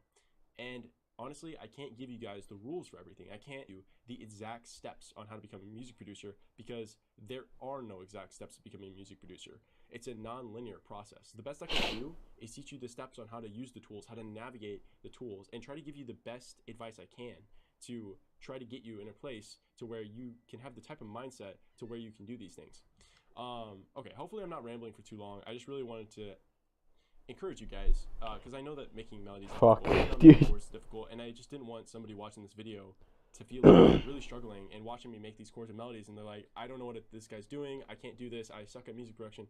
Please don't quit. Please don't quit. If you didn't have a chord progression or melody figured out yet, it's okay. Okay, just copy the one I have, and we can move from there. I want you guys to have something finished, even if it is somewhat of mine. Maybe you could change it and just tweak it in a few different ways to make it something your own. I give up. I'm done. GG's.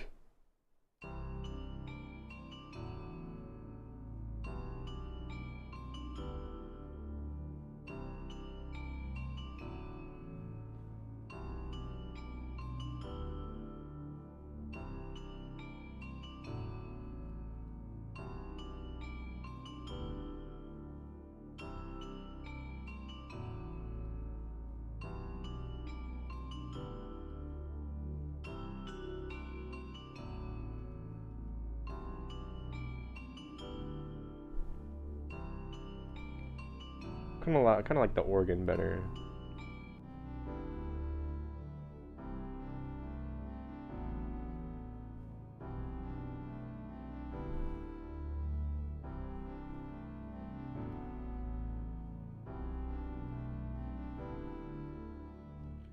I like that way better, bro. It sounds.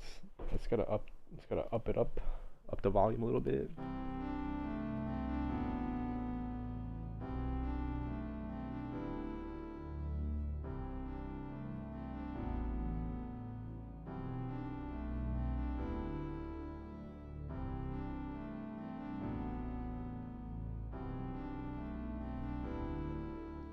I like that. And that's fine. But like, yeah, I just don't want you guys to get discouraged because I know that I'm throwing a lot at you, and there's a lot more that we have to go through. So hopefully you guys can stick around and this wasn't too much. So let's move on to the next section and just try to take it a little bit more slowly. The next section is a little bit easier, so it'll give you a little bit of a breather from working on more difficult making melodies that can be quite tiresome if you're struggling with it. So without further ado, let's move on to the next chapter. Okay, I have to pee. I'll be right back.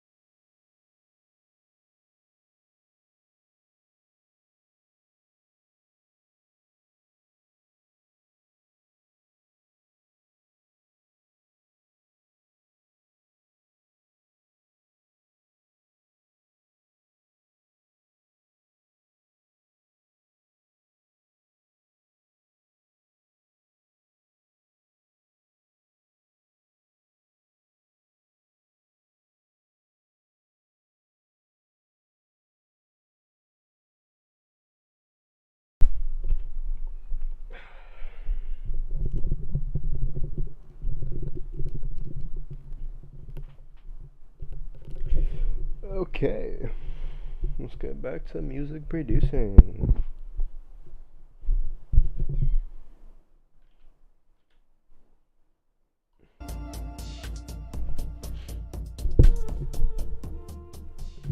Okay, in this chapter, I'm really excited because I remember in the last chapter I mentioned the way that I think about music production in a fractal way. And so I want to show you guys why I think of music production like this. And to do this, what we're going to do is go to this square right here. That's left of the piano roll. So remember, we have our channel rack here. Left of the channel rack is our piano roll. And left of the piano roll is our playlist. And Yep.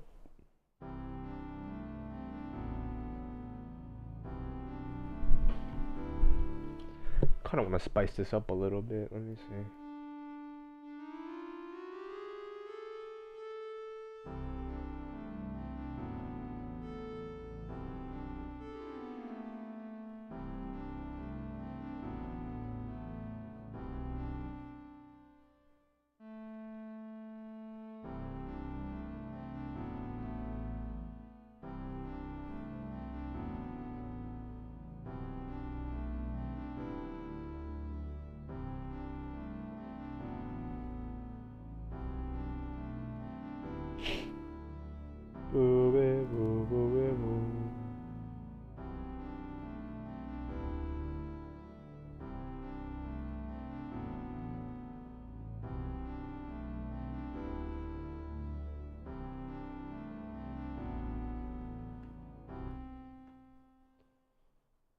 Hmm.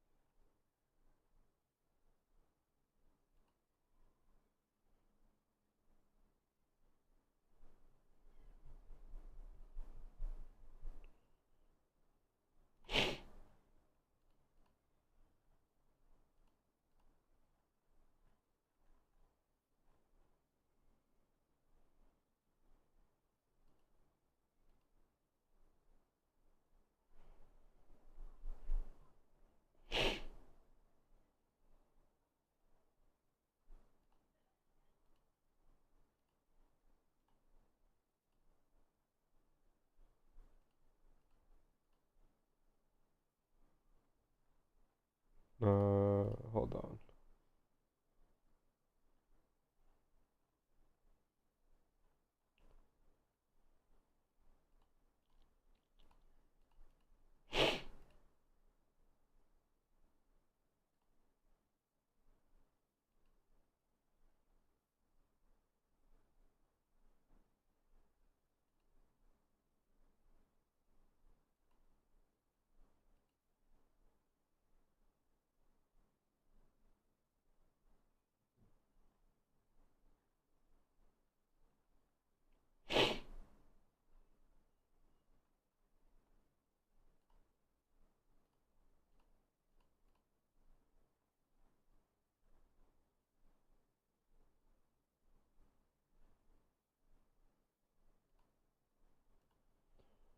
All right.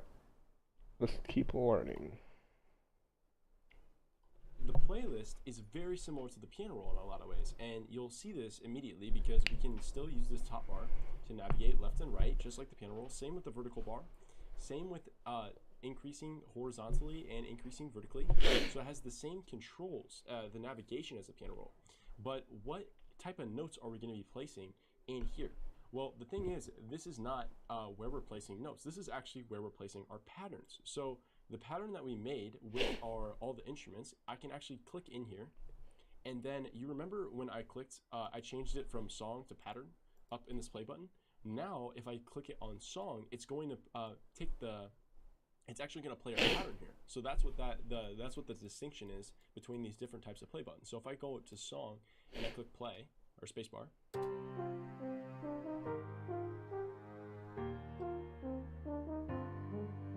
so you can see what the playlist is used for. This is where we are taking our patterns. This is where the music gets made, essentially. This is where everything happens. So I'm going to show you guys a super cool trick, which is going to allow you to make things really quickly. So I already showed you how to use one pattern to make all the different instruments fit together into a cohesive whole. But you're probably thinking right now, okay, Tristan, how am I going to do anything? All my instruments are bunched together in this like same pattern. What am I going to do? I understand that. So what we're going to do is we're going to right click the pattern one and we're going to go to split by channel. And what this is going to do is that this is going to split and name for us all of our instruments that we have. So now they're all kind of laid on top of each other. So we're just going to delete all of them. Okay. And if we click this and add it in here, then click this one, add it in, and click this one and add it in. Oh shit. Let me see. Split by channel. Dude, don't. Oh, here it is. I was about to say, bro. Don't tell me I don't have that either.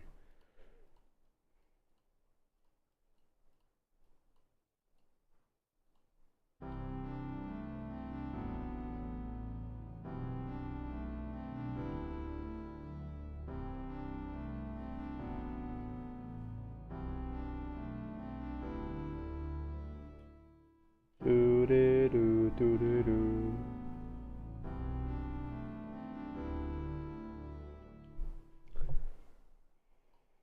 Now we can see each one of these is actually one of the patterns that we made from before, and it split it up for us essentially. So now, Okay. like, for instance, I could take out the piano. Maybe I want to undo that. Yeah, I see. Okay. So if I go here, oh, it created its own pattern.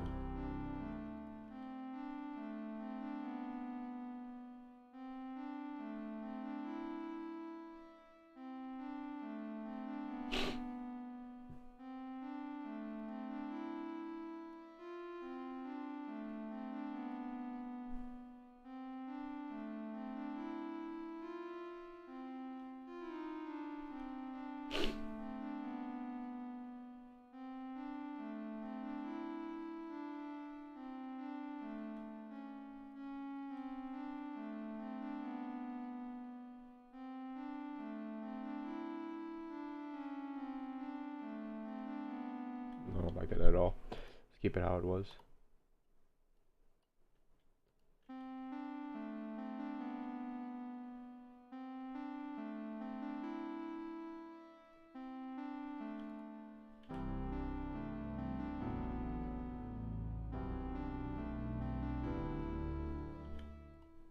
And I want to make the melody. And hopefully this is very intuitive, and you can see how many parallels there are to the piano roll. So just like in the piano roll, I could click a second one and I could repeat the pattern over again. And maybe later in the song I want all the instruments to come together, but earlier in the song I don't want as many elements together. So maybe that's how I want my song to be. And so what I'm going to do is I'm actually just going to restructure this. So I'm going to hold shift and middle mouse scroll wheel, and I'm just going to move this melody to the top. I like to have my melodies on top, my chords in the middle, and my bass lower because I'm pretty OCD and I like.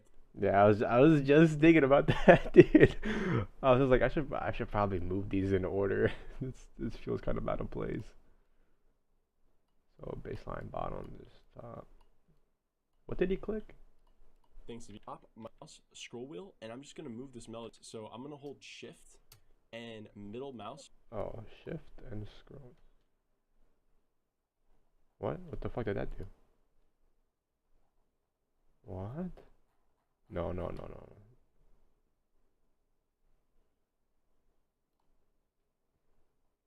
What? Scroll wheel to restructure this. So I'm going to hold shift and middle mouse scroll wheel, and I'm just going to move this melody to the top. I like to have. I did that. Mouse.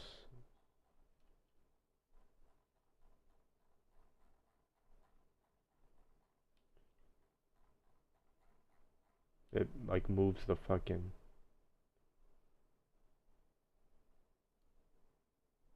Doesn't even lock into place. Hold up.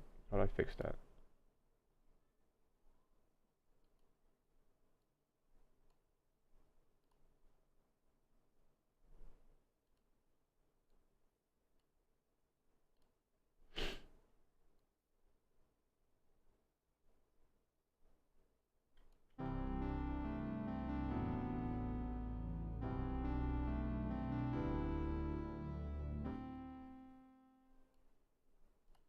Have my melodies on top, my chords in the middle, and my bass lower because I'm pretty OCD and I like things to be organized. So this is an easy way for me to organize things. So again, that was just holding shift, hovering over where it says track 1 or whichever one you want to move. For me it was track 1, and if I just scroll wheel, I can actually move. Oh, I have to. Okay, hover over this. Oh, I see. All right. Okay. Sick. This up and down. It's Pro a quick tip. little. It's just a quick little shortcut. You don't need to remember this. It's something that is not necessary. It's just something I do to organize stuff fast. So right here, let's just listen to what we have in our playlist. So I was literally just clicking these patterns right here. These are all the patterns that we made. I was just clicking them in just like notes. Okay, so.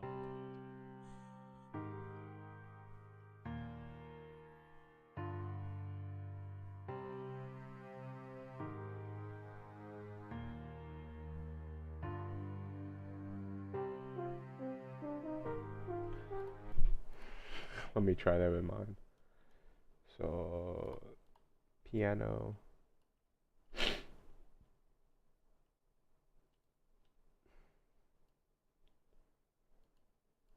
The bass line. And piano with the bass line.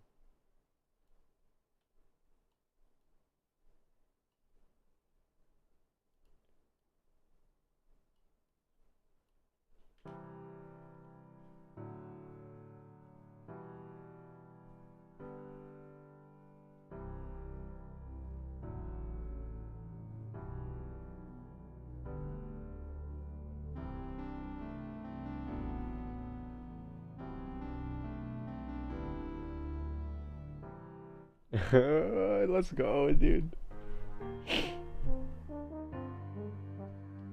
This is just the basics of how we can lay out in our playlist different, by the way, this is what this is called. So the piano roll is where we put the notes in and where we click in notes, and then the playlist is where we click in patterns. So, and it's the same controls. So just like you can split notes, you can also split patterns. So it's literally the exact same thing as the piano roll.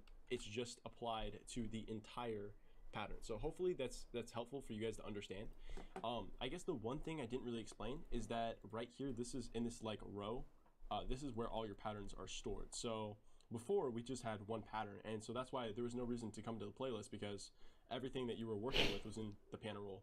But now, since I split everything up, if I double click on any of them, it's going to open back up the piano roll, and it's just going to open up this instrument. You can see here that if I go back to my bass isn't here anymore, and my melody isn't here because these patterns are separated now. I separated them into separate ones. So if I click on the tuba, you can see that the tuba has a check mark because that's the only, and these don't have check marks because there's no notes in them. What I want you to take away from this chapter is just the similarities between the playlist and between the piano roll. And hopefully by connecting these two different parts of the software and seeing the similarities between them, it should become pretty apparent in your head how they are connected, and you can see how a full song could be made. The playlist is just where you put together your song, where you take all the patterns and all the melodies and chords and everything, and where you lay it out into a finished product that's going to be telling a story to the listener. If you get that, you understand the playlist. So without further ado, why don't we go to the next section and start working on what samples are.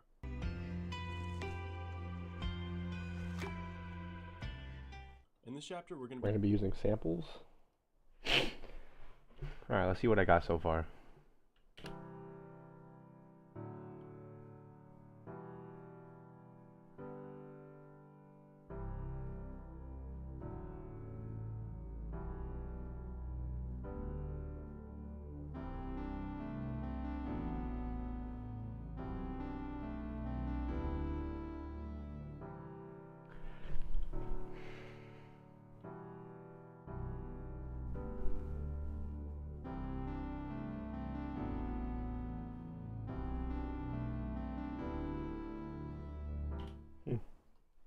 Going over samples. A sample is just a sound file that can come in as a WAV or MP3, and this is going to be used for something like recording vocals through a mic. You'll be recording it into a sample, or recording voice memos on your phone, or anything of that sort. So the way that we're going to use samples is by accessing the folder system in FL Studio.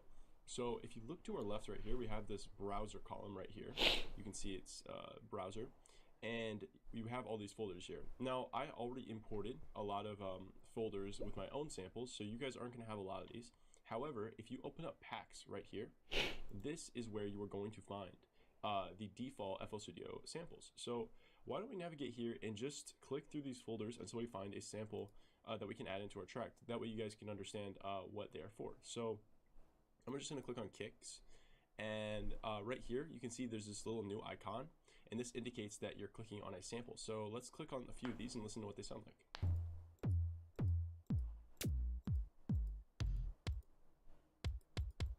All right, cool. So I'm gonna use FBC 5 kick, And I'm just gonna left click, hold, and I'm gonna drag it into my project. And you can see there's this little gray highlighted area where I'm hovering with my mouse.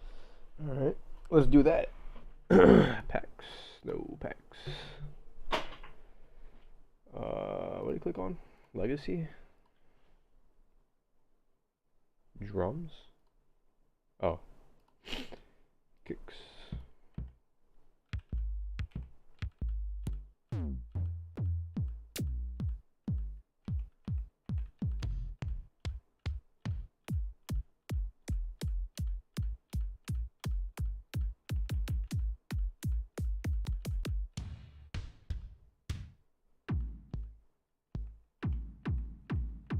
Sounds like hard style. Just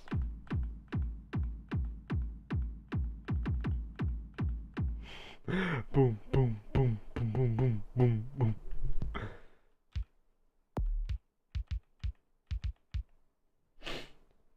boom. Can I hear that kick on this song?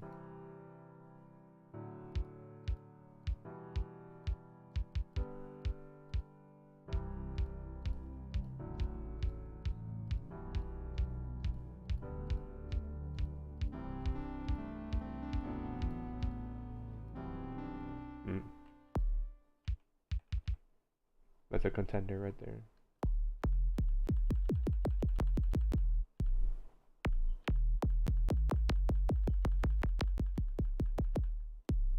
These are all like pretty fat kicks.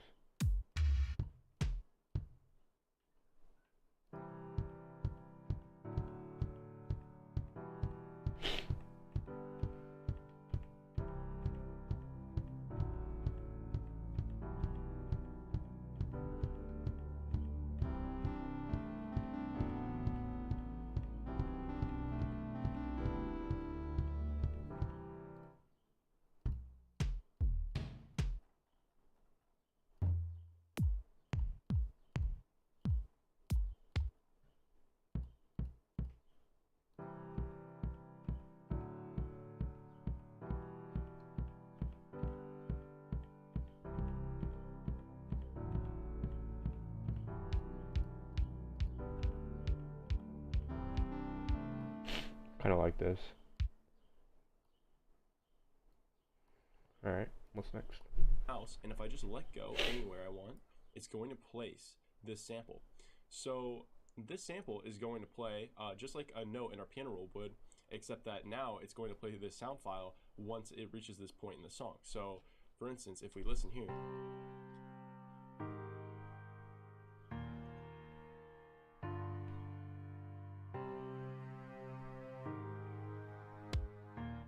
so that sounded pretty random and out of place. So why don't we find a place to put our kick that actually makes sense in the song and start making it into a type of pattern which would make sense. So there are two ways that we could place this kick in our song. I could, for one, I could delete this right here, and I could go and create a new pattern. Before I click the new pattern, I just want to make one note. So before, in this column over here, you'd remember that all of our patterns popped up in this column, but now all you see is the sample, the FEC kick 5 kick that we added. This is because there are multiple icons here which indicate which storage unit you're essentially looking at. So this middle icon is for samples, like the one that we just dragged in. And this left icon right here is going to show us our samples, or our patterns.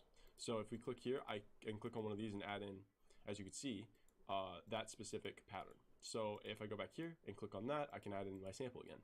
So that's just helpful to remember if you ever get lost or forget which one's which, that's where that is. So what we're going to do is we're going to go back to our pattern and we're going to click the plus icon here. And this is a good point in which you can learn how to manually name our patterns just in case you want to do that and you don't want to split it like I showed you earlier. So let's just name this drums, if I can spell properly, drums, there we go.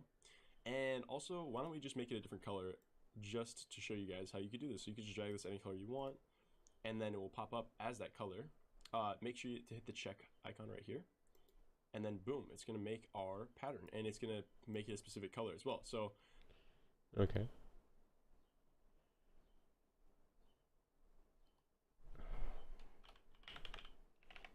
Oops. Drums.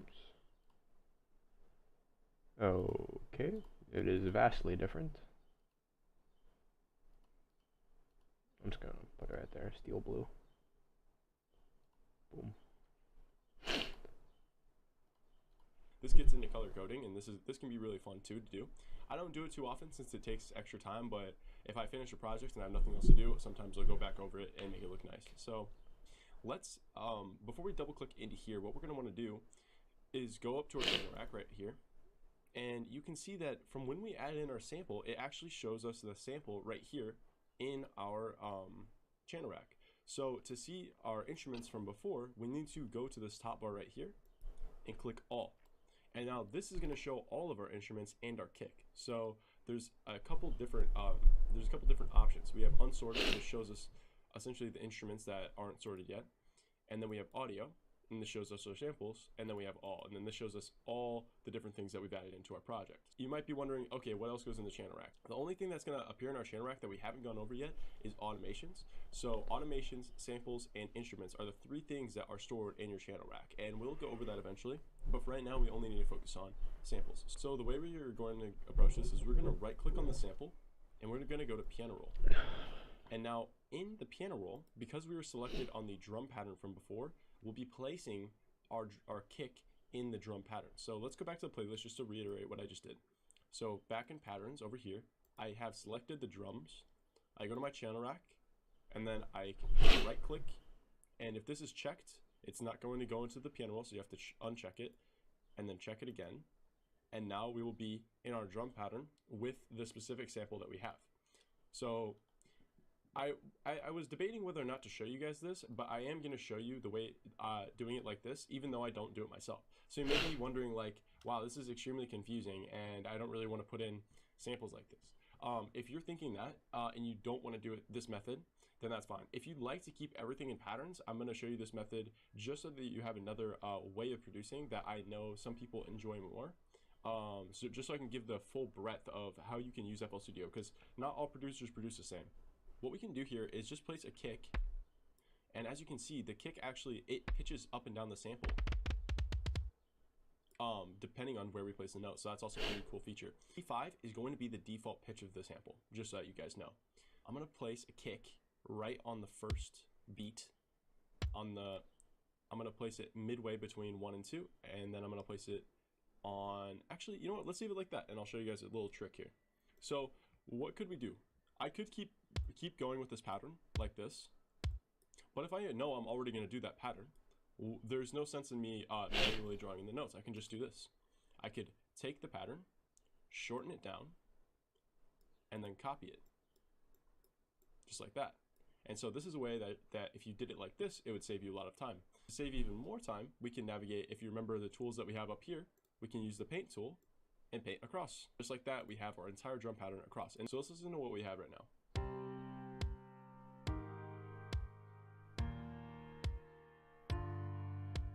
Okay, I think that we should take out the kick right here. I'm actually going to right click on this sample and we're gonna take out the kick here and we're only gonna leave it for the second half right here. And what I wanna do is I wanna add in a different sample. So I'm gonna add okay, I guess we're just gonna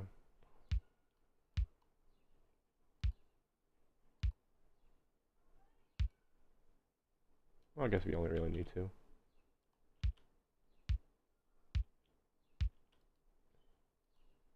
Oh, nope. Drums.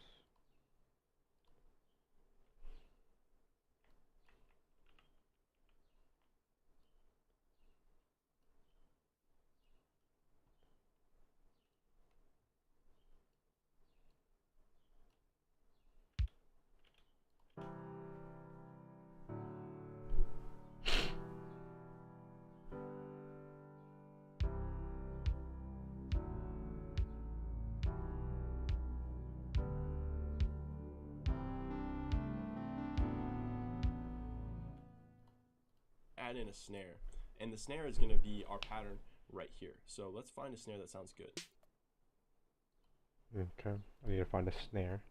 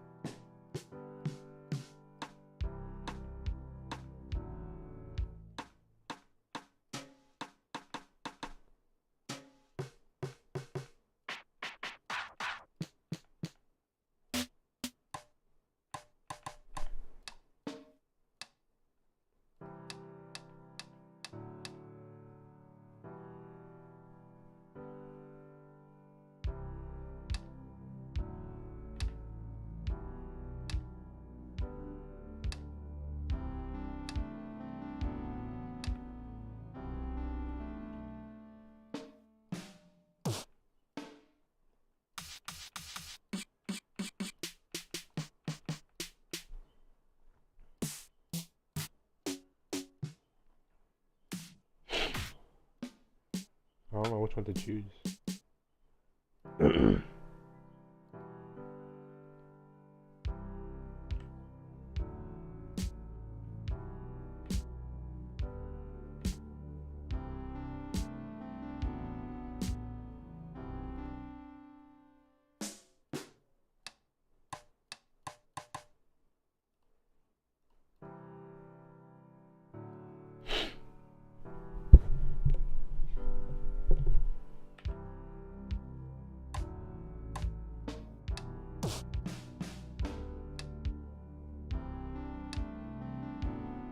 Okay, I like this one. Let's just drag it in. Yep. All right, let's see what he does. If you're looking for a sample and it's slow to click every single one, you can also use the arrow keys on your keyboard to quickly filter through them. Okay, so I found a sample that I like. It's simple and it's not too crazy, so we're going to use the sample. And this time, rather than making a pattern, I'm going to show you guys the other ways that you can use samples. We're just going to click the sample in. So now I can just click the sample as if it's a note. See, I'm selected back on my sample right here. And so if I click this one, I can actually just click and place every spot I want to sample. So I'm going to zoom in here to make sure I'm placing it in the correct spot. See, I want to have it in the right spot here. So let's click it here. I believe that's also off a little bit. Okay. And that should be pretty close. So every 2 in the middle. Like that.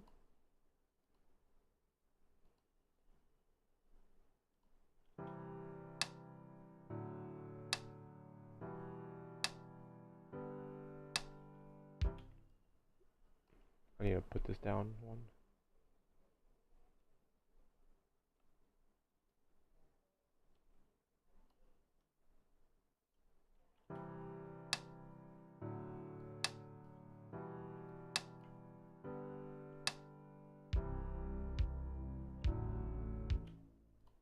Close. Okay, let's listen to this.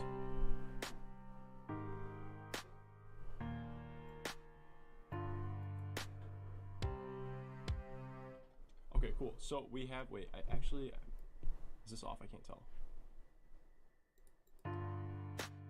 Okay, there we go. I fixed it. My bad.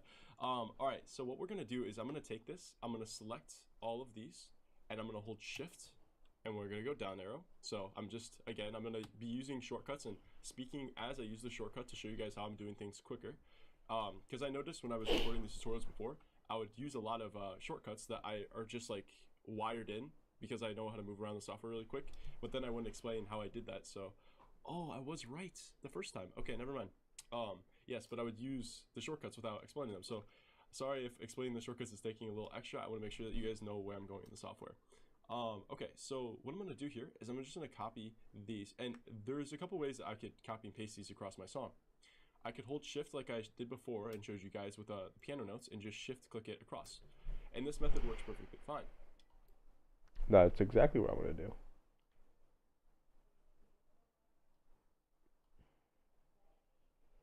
And then shift it all the way across.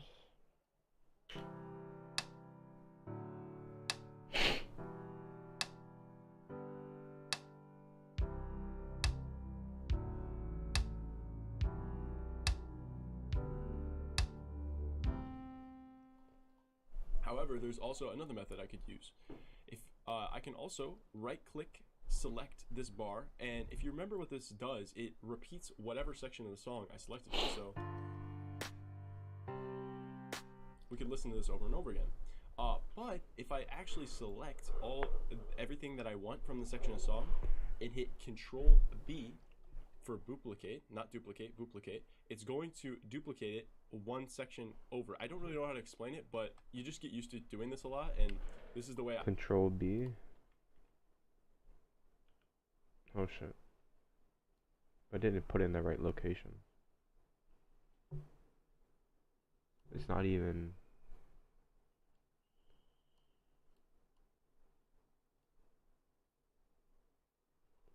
It's off. What the fuck?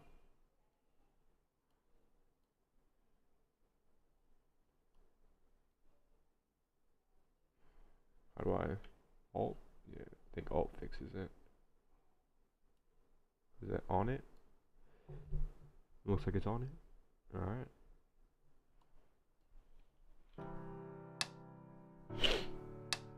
Boom, da, boom.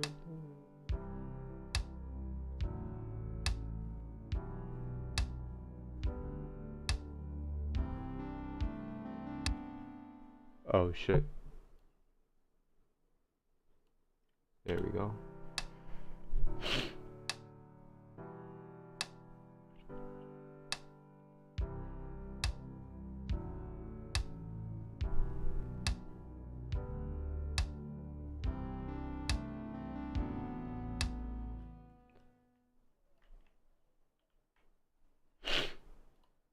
I copy and paste things throughout my song extremely quickly. And yes, so that is another method that you can use to copy paste things across your song. So I'm hoping that what will happen is if I give you, I guess, enough methods of doing things in the software, you'll latch on to like one or two that you like, and you're like, oh, I like the way that you did that. I want to remember that for later. And then you can just come back to this video anytime that you need and just remember what that is, and then be able to practice it. That way you can be able to use it. So that's my intention. Let's listen to what we have so far just to see what kind of progress we're making.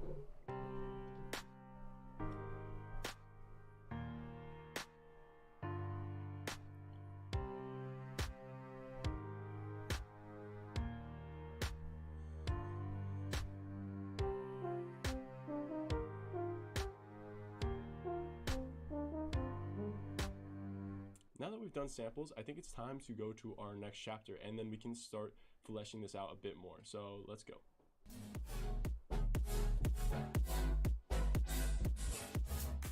Okay, so the plan here is to essentially take all the chapters that we've learned thus far and just repeat them over and over again until we can actually fill up and turn this into a more full song. So I don't just go through these processes one time through making a song. I know I said at the beginning of the course you're going to be using all of these, but you are also going to be using them multiple times over. So like when I showed you to open up the channel rack to add an instrument and then layer, maybe I don't just want one piano, maybe I want two pianos stacked on top of each other. I'm going to show you guys in the channel rack right here. Remember our piano is called closed grand, or whichever one you choose, navigate to that one. And then you're going to right click on this piano and then hit clone. And right here, it's going to duplicate our piano instrument. And so here we see that we have the same Flex plugin that automatically opened and it's showing us different the piano that we chose again. So I'm gonna choose a different piano sound here, and we're just gonna mess around with some stuff. So okay, cool. So we have this piano sound. I'm going to exit out. We're gonna double click on our closed grand pattern, and it's gonna open it back up for us. Control C, and then navigate up here, and we're gonna go to electric piano, and then Control V. Okay. Hopefully you guys are following along. And then if we play,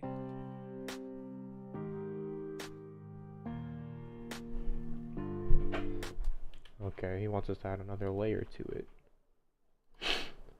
I see. This is where the piano is?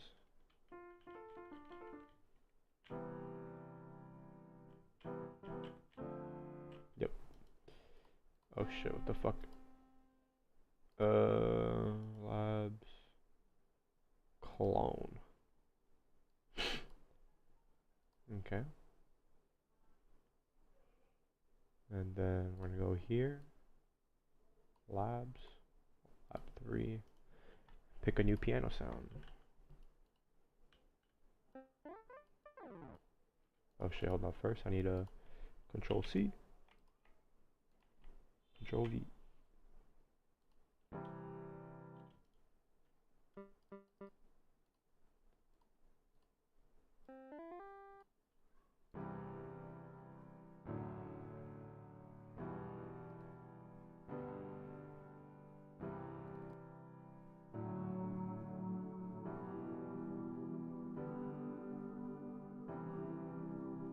I like that.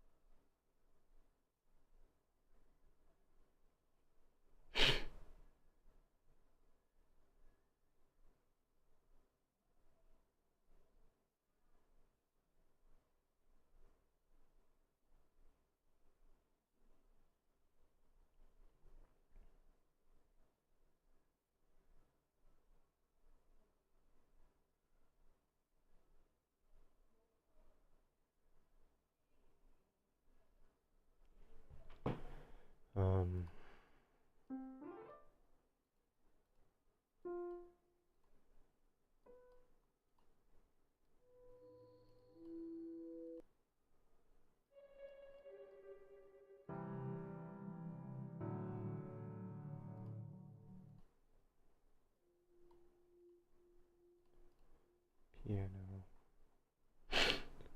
I like this. I like that.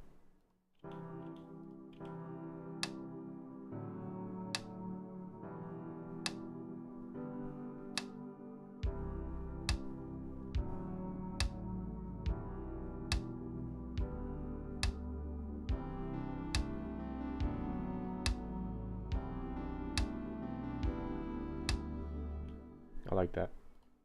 See, that's way more interesting. So we just added just one more instrument, and it just added just a little bit to what's going on here. So I think that's cool. We can do this again. So I'm gonna duplicate the electric piano again, What the fuck? and then we can add Running a string third. instrument. So why don't we add like all strings slow, for instance? We could just Okay, I see. We're just adding shit now. All right, clone again. Labs 4. Can we control V since it's already pasted? Yep, we can since it's already copied. Now, let's see, let's add a string. Nope. None of these are...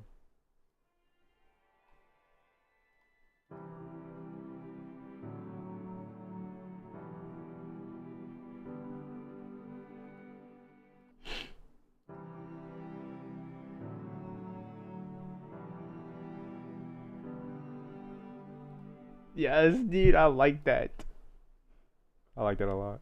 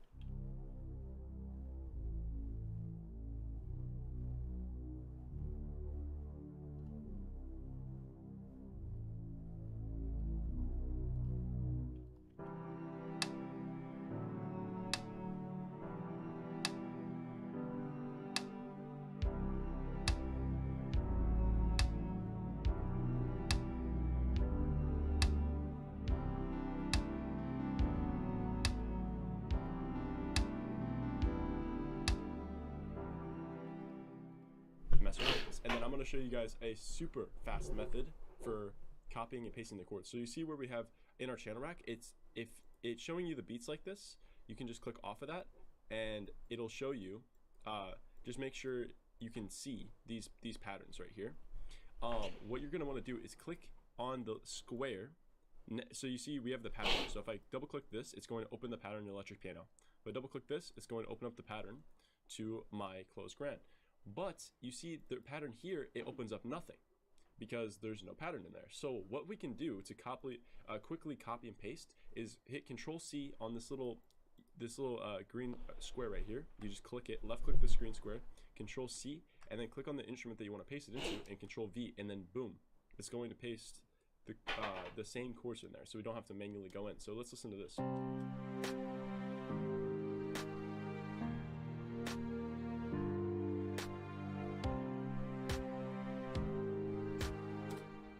Already sounding way better. Just by adding a few more instruments, it's really adding a lot, I think. Okay, so we have this bass. I don't want to listen to all these instruments at the same time anymore. I want to listen to just the bass. So what we're going to do first is I'm going to exit out of the channel rack. I'm going to Control, left click, select all of my instruments here. Then I'm going to use the Shift key, down arrow a couple times. I want to give myself some room. And then we're going to click on the closed grand, because if you remember, this is where we added our new instruments. So why don't we split this again? So I'm going to right click on it, and I'm going to split by channel.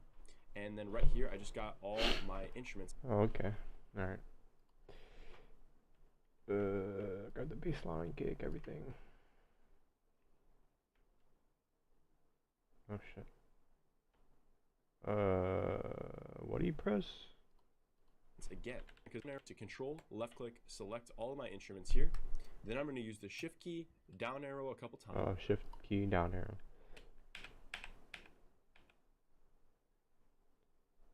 Just gonna do that. Go to labs.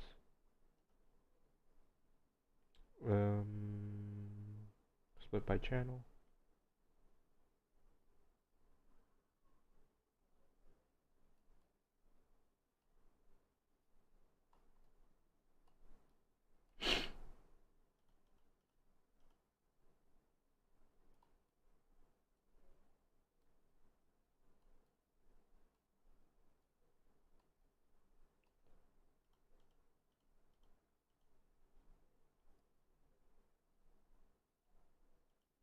Wait, what? Oh, cause labs 2 is I have to fucking rename these. Hold on. Can I rename? I cannot rename. At least, I mean, I'm sure there's a way, but I don't know how.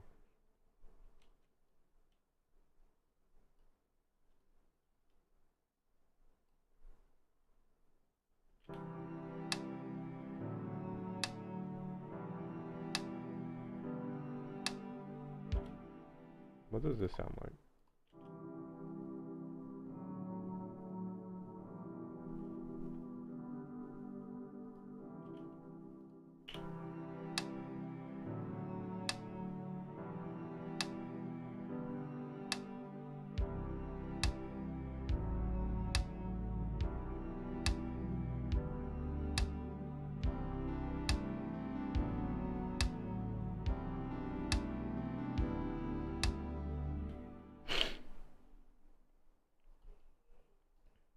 I want to give myself some room. And then we're going to click on the close grant, because if you remember, this is where we added our new instruments. So why don't we split this again? So I'm going to right click on it, and I'm going to split by channel. And then right here, I just got all my instruments again, right here. So as you can see, it split I'm just left clicking and dragging. It actually puts all the patterns on top of each other. Sort of annoying, but it's all right. And so I miscounted here. So just on track 5, right click, delete that track, boom. And that's just gonna delete, Or I could just do this.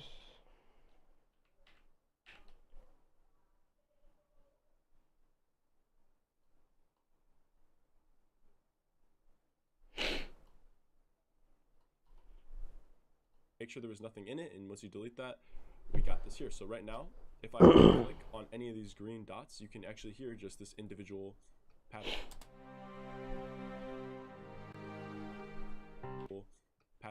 If I right click on any of these green dots, you can actually right click.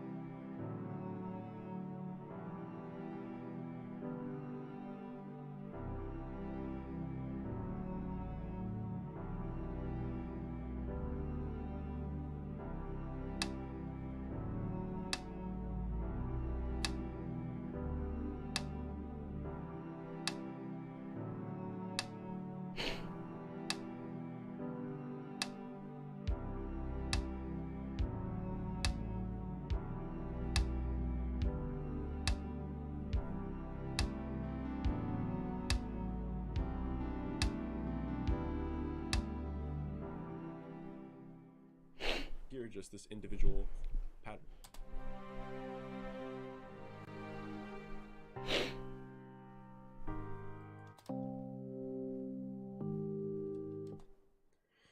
Okay, cool. So I think that would be really neat is if we just listen to this part so far of this song. So I right click and then drag just on this 4-bar pattern. So 1, 2, 3, 4, these 4 bars. And then I'm going to right click on this dot again. It's going to unmute all of them. And then we can just listen. Okay, cool. I'm going to double click the electric piano. I'm going to go in here, and then I'm going to start changing some of the notes in here. So I want this to be more of like an ARP. So we're going to start from the lowest note, and we're going to keep that the same. So we have all that's fine.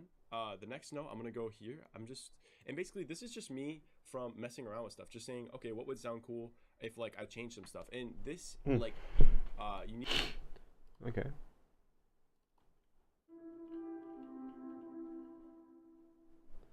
We're just gonna fuck around here. Yeah, I can't. That's kind of annoying. I can't like go right and drag.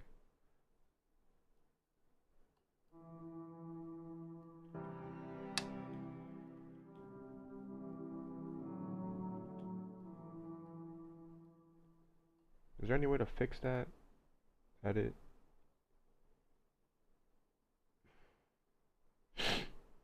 Allow, yes, allow resizing from left. Oh my god. The horizon has just expanded. This is great. Creativity. You need to give yourself permission to mess around, like to mess stuff up. And if you say, okay, Tristan, I want to follow along with the tutorial though, and I don't want to mess up something. If you want to try something, what you can do is you can actually go up to here and click save as new version. And I do this all the time. So what I'll do is, like, for instance, okay, let's say I have this version of the song where it sounds like this. And I'm like, I want to make a major change to the song. What I can do is go up to File, Save as New Version. And what that's going to do is create a duplicate copy of the entire project where I can mess around on this, and I still have the other copy here. So I still have my tutorial 1 right there. Boom. I still have that project file just sitting right there. So I still have my tutorial 1 right there. Boom. I still have that project file just sitting right there. So you can always go back to it. So now that we made this new project, or made this duplicate project, I feel completely comfortable messing around because it's not going to affect the other project that I was happy with. So here I'm going to change. I'm just going to make some creative decisions here. So I'm going to take these notes and I'm going to just incrementally do this.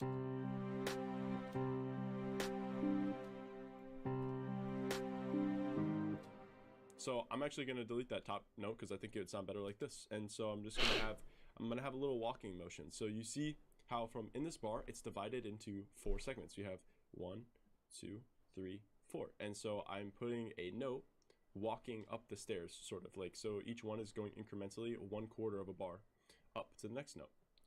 And then I'm going to do the exact same thing here. So I'm going to add a note here. I think that would probably sound good.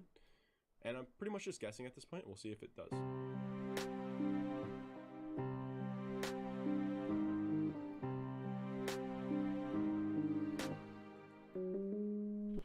Alright, so pretty much just fuck around. Alright. I guess we'll right click.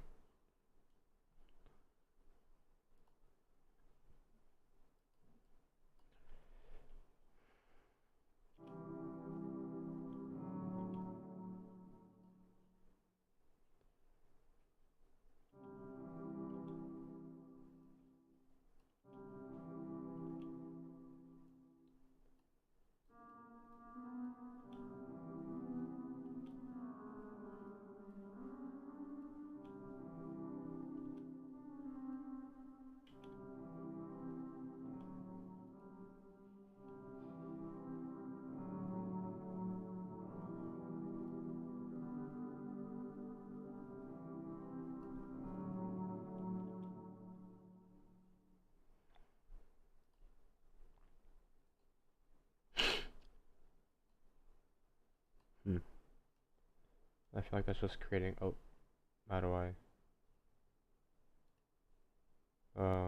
What did you say undo was? No, undo.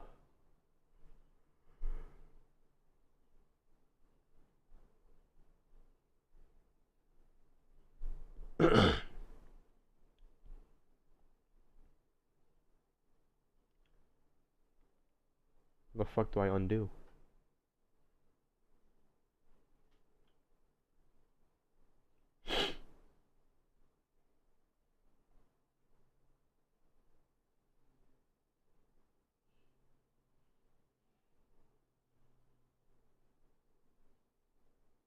What?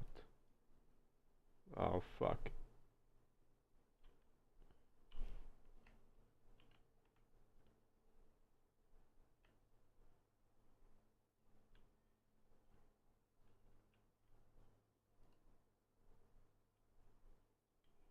Oh. Oh fuck. How do I edit? Oh, Control Z.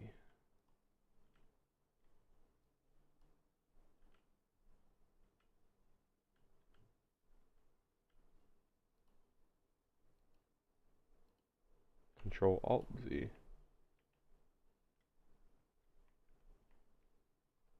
What?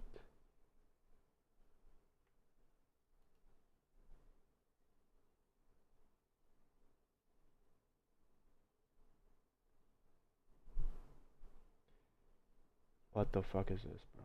Control Alt Z.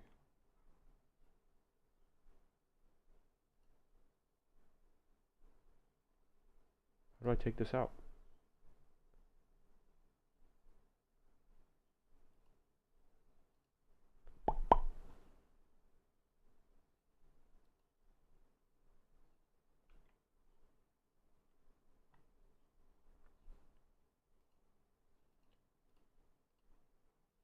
Okay. This is where it was.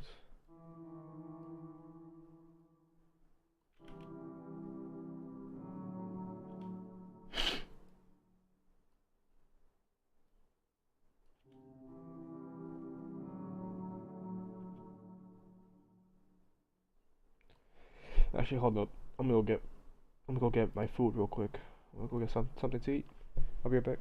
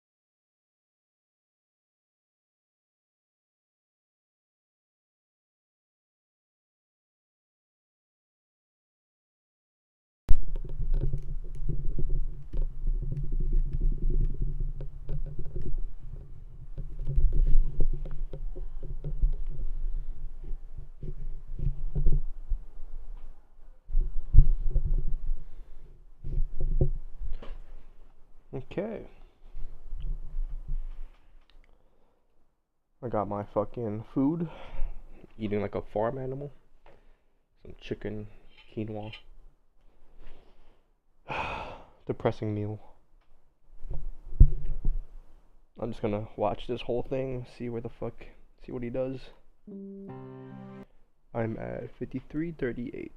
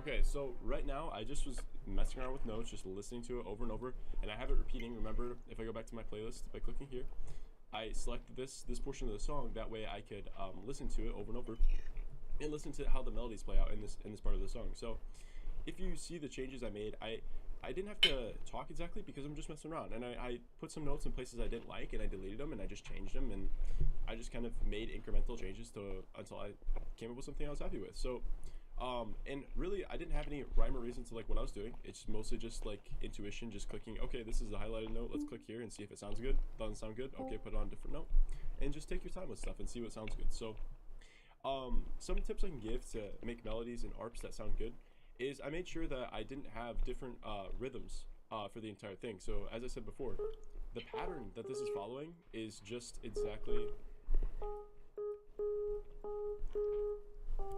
it's literally this. It never changes rhythm, so it's always doing 1/4 bar note. That's the length of every single note. You can see here that the length between each note that plays is exactly 1/4 bar. So I kept that consistent through the whole thing. So I was able to change everything on top that was happening, and it would sound decent. So another thing that you can see that I did is I kept the bass notes always starting as the first note that hit. And so that was something that I also kept consistent. And you can see here, I just had the top note also hit with the bass note because I thought it sounded good. So, and yeah, there's not, you can notice that okay, so this is something interesting. So you can see that here on the second bar and on the fourth bar, I decided to have the top notes hit. And you can see how there's a pattern there because on the first and third, I have the second lowest note. That's the first to play. And on the second and fourth, I have the highest note. So you can see that there's a pattern there. So what's funny is that when I'm making melodies, my intuition will do things that make sense, and then I can go back and analyze and go, oh yeah, that's why this works, because this is a pattern with this, and then this is a pattern with this, and then that's why it works.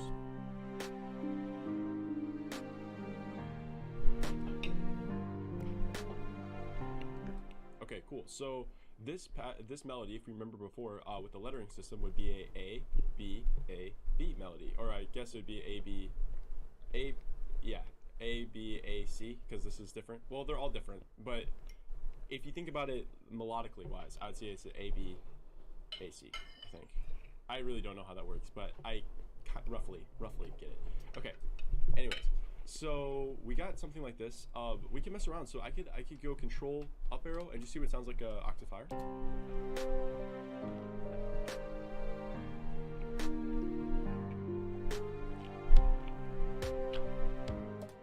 I honestly like it an octave down. I think that sounds good. And you know what? Maybe we want to add. Okay, so I like the way that this is going. I think I want to add another bass instrument here. So I'm just gonna do the same thing. I'm just gonna take this down, drop it an octave, go to my channel rack, find the bass sustain. That's drop my it an octave. here. Make sure it's set to all up here, just in case you don't see it. Everything.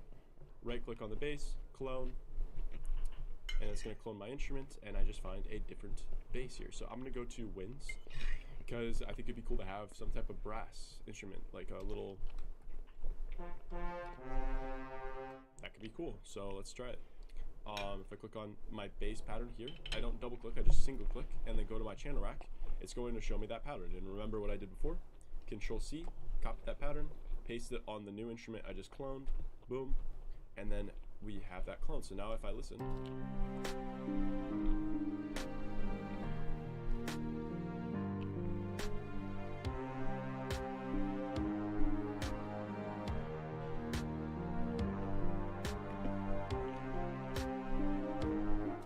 okay, so we hear a problem which is happening.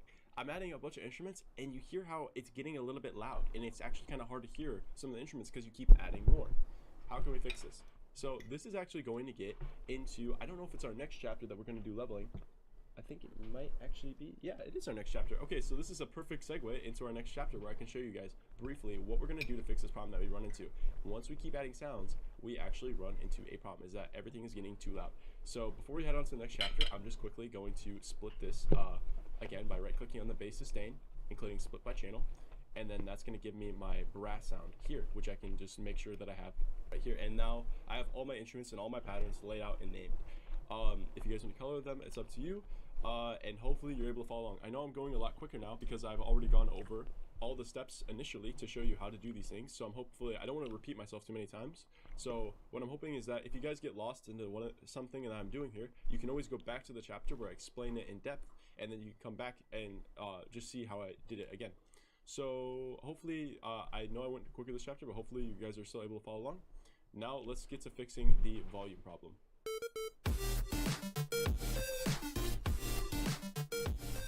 Okay, so now we're going to take care of this volume issue. It gets very loud once we get to the 9th bar here, as you can see, because we have the most instruments playing at the same time.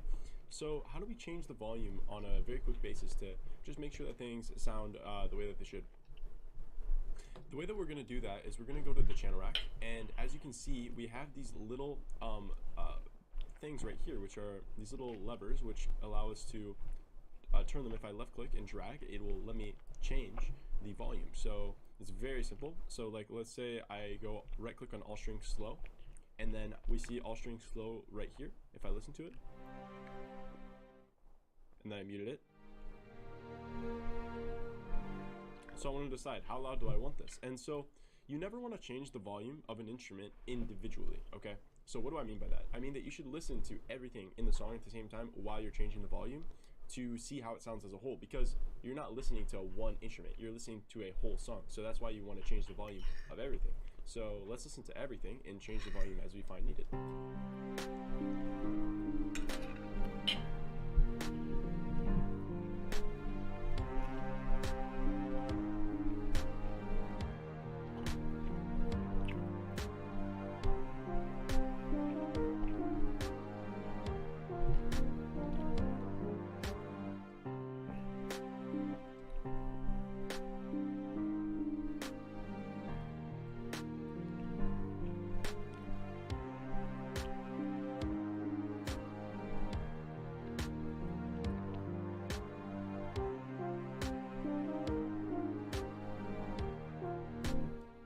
Okay, just by moving these volume knobs around, I was just messing around with it, and I think it sounds a lot better already. So you might be wondering, so what exactly are these knobs on the left right here? These knobs are for panning. So let's listen to what this sounds like if I pan. Actually, I think it'd be helpful if I just solo, just so you guys can hear what it's doing.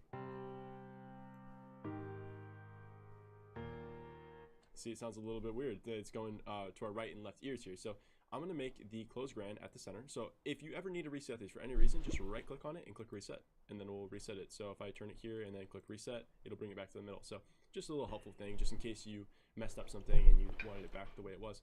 I think that the electric piano would sound good sort of more towards the right ear. So let's pan this a little bit to the right, just a little bit. And then the strings we can have a little bit to the left and see how this sounds.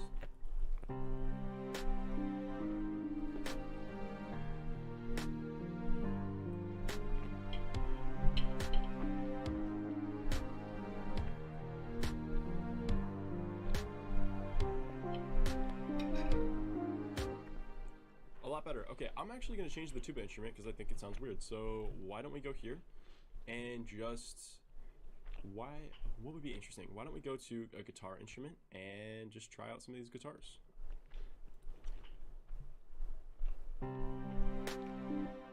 And then obviously we want to listen to the melody, so I'm just going to highlight this part. And I'm going to highlight one chord before the melody hits because I want to see how it comes in too.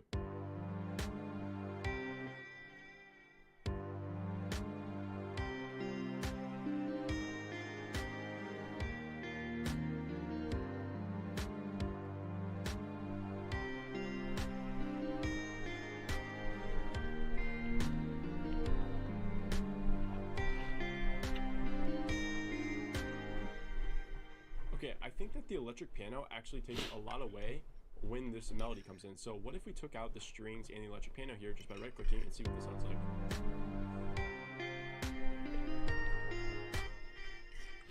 Okay, I think that we do need the electric piano in there, but I don't like that both these... Actually, maybe it's okay that the melodies are playing. Maybe I can just make it quieter. I guess I'll make the electric piano just slightly quieter for now. That's one way we can do that. Okay. I think it sounded cool, and I like the guitar more than the tuba. And basically, that is just leveling. So it's really simple. The chapter is not too crazy. It's just basically just changing the volume. And I even threw in panning in here. Wasn't going to do that, but I guess we're doing that. That's okay.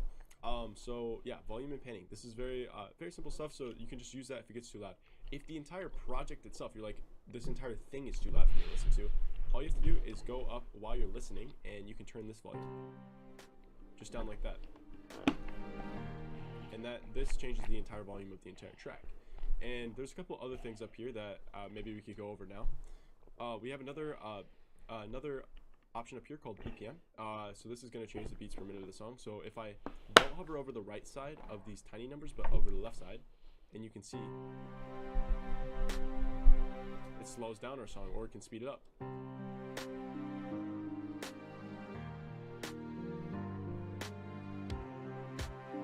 See, so like I had it at 140 initially, so I'm gonna keep it there. But yeah, you could change the BPM if you don't like the BPM. And then this is the master pitch. I never use this, but it's here. Actually, you know what would be? I have an idea for this later. We might try something with that. Okay. Well, now that this chapter's over, we're gonna move on to the next chapter, and I will see you guys there. Okay, awesome. So I think that what we can do here is just work on a chorus for the song. So this isn't necessarily, this is going to be another fleshing out chapter. So I have a lot of chapters where like it's going to be over a certain part, but I'm realizing that I need more where I'm just actually working on the song. So I think what would be really neat is if we have the drums sort of kind of getting a little bit more intense here, and then building up into some sort of like chorus that could be interesting and unique here. So why don't we have the drums start building up here?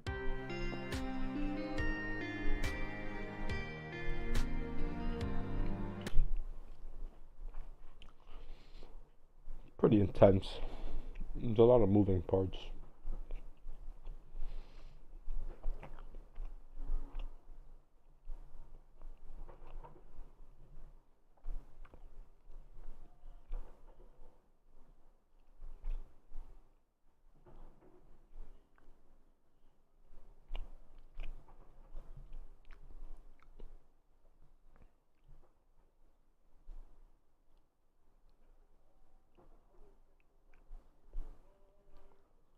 How many people have watched this video?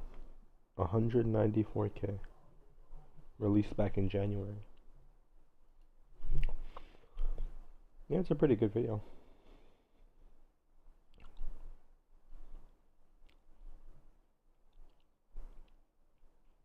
Does he go into the mixer at all? Yeah, he does, like right here.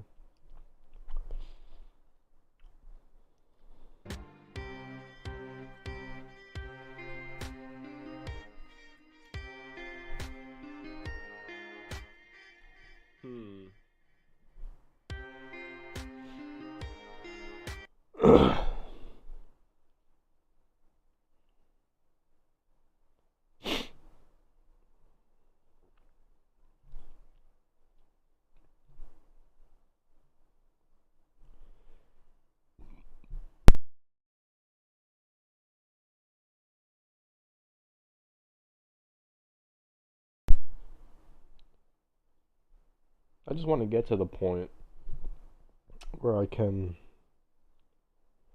I don't know, I guess just wake up, start producing, have an idea in my head of what to do. Or how to make it, at least.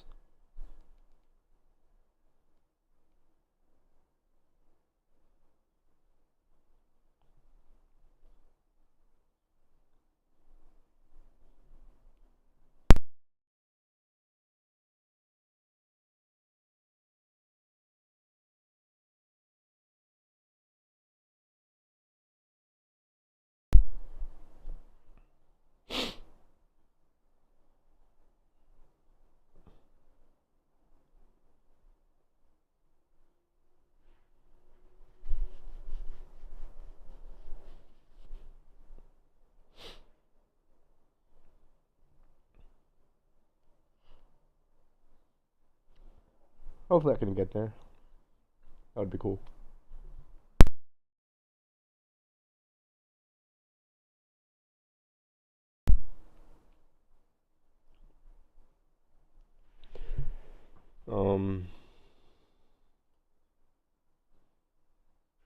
Let's see what we have.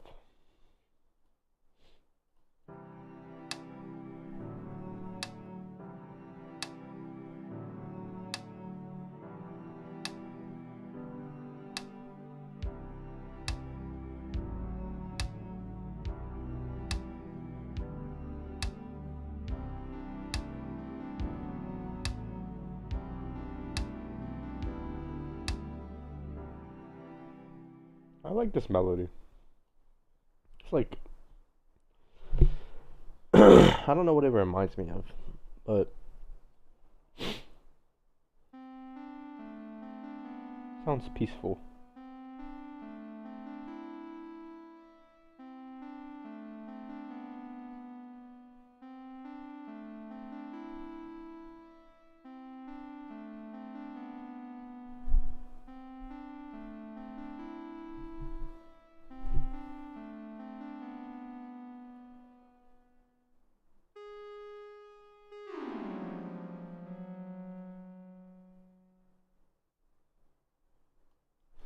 What if we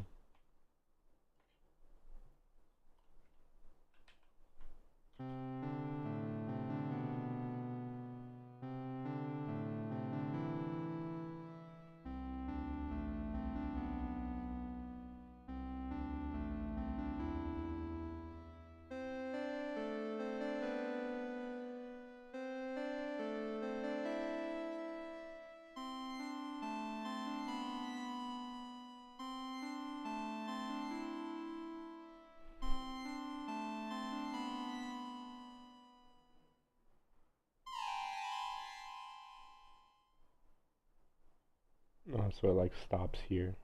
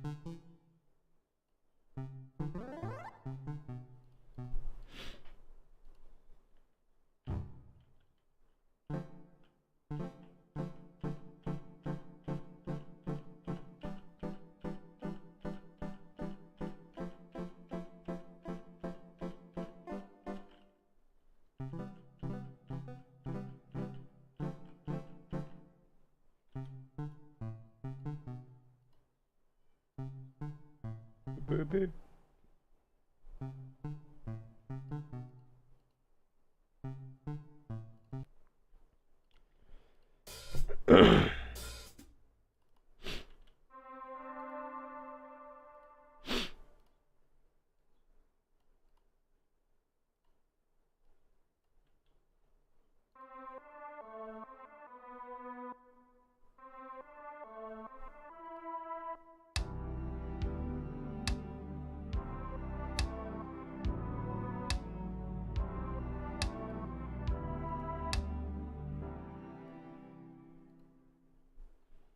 Which one did I have?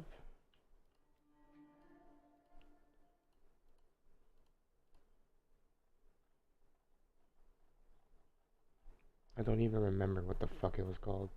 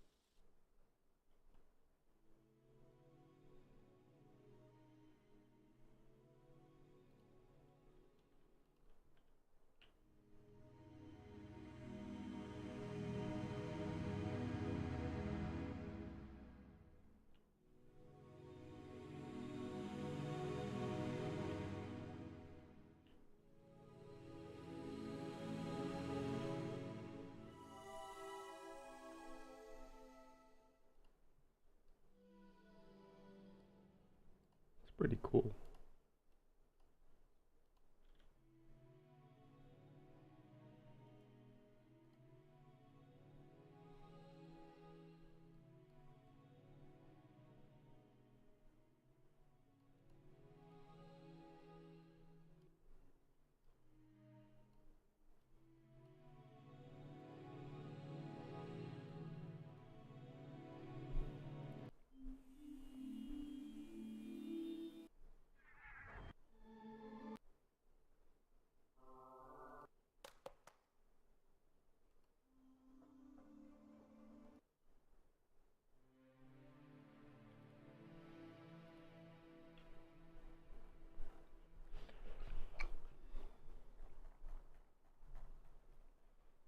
Which one did I have before, bro? I don't even I don't remember what the fuck it was called.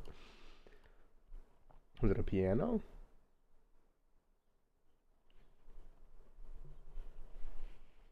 Oh, fuck, I forgot what it was called.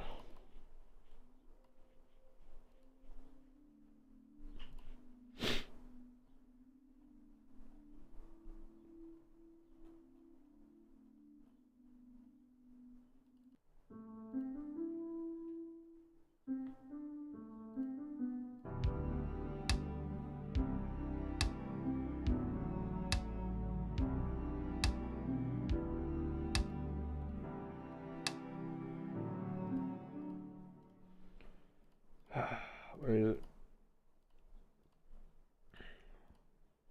Where is it? Is it this?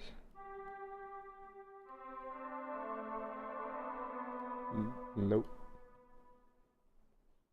Au revoir. I think it's in strings, dude.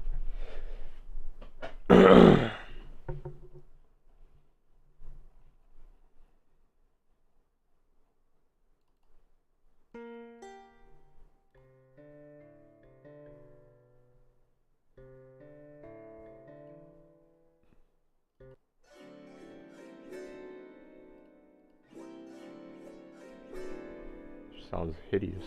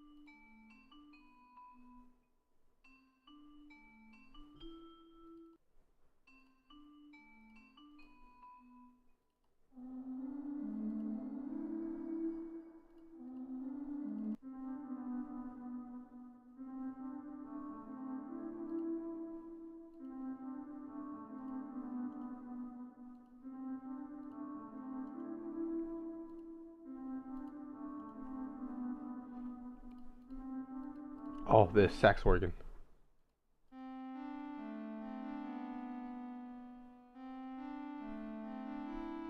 Yes. All together now.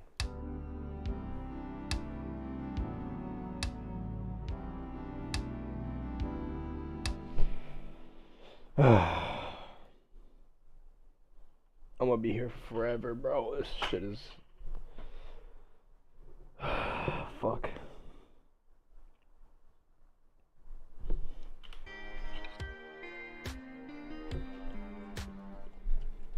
Interesting. Okay. So I'm trying to think about what I want to do here. Let's go to packs and snares.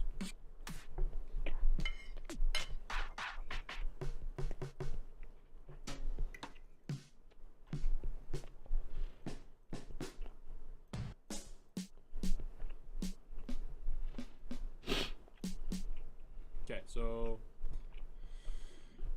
we're gonna make a. You know what? We're gonna go over everything. So I'm kind of at first we were kind of making something like some orchestral stuff, and I never make this type of music. This is just something that I guess just sort of happened as I was just making stuff. But like, what if you wanted to make EDM music? I have no idea what you guys would make. Maybe you want to make hip hop. So why don't we just start making some different genres in the song? I'm not exactly sure what you guys are gonna want to make, so we'll just kind of do everything. So how about here's kind of my plan for the song. I'm not sure exactly what you guys think, but I'm gonna have it be this kind of orchestral intro, and then it's gonna drop into some like EDM drop randomly. It's gonna be really weird. And then after that EDM drop, we can go into like some hip hop, and then maybe just close it out like that. And then we can go to the next chapter where we're gonna start building this all together. So this chapter, this could just be lengthy. I guess this chapter I'm gonna take the most time, and I'm just gonna start working on different parts of the song. So what I want is you know when you hear EDM songs, they always have like that build up. It's like and then it goes up faster and faster. We need that. So we're gonna put the snare here.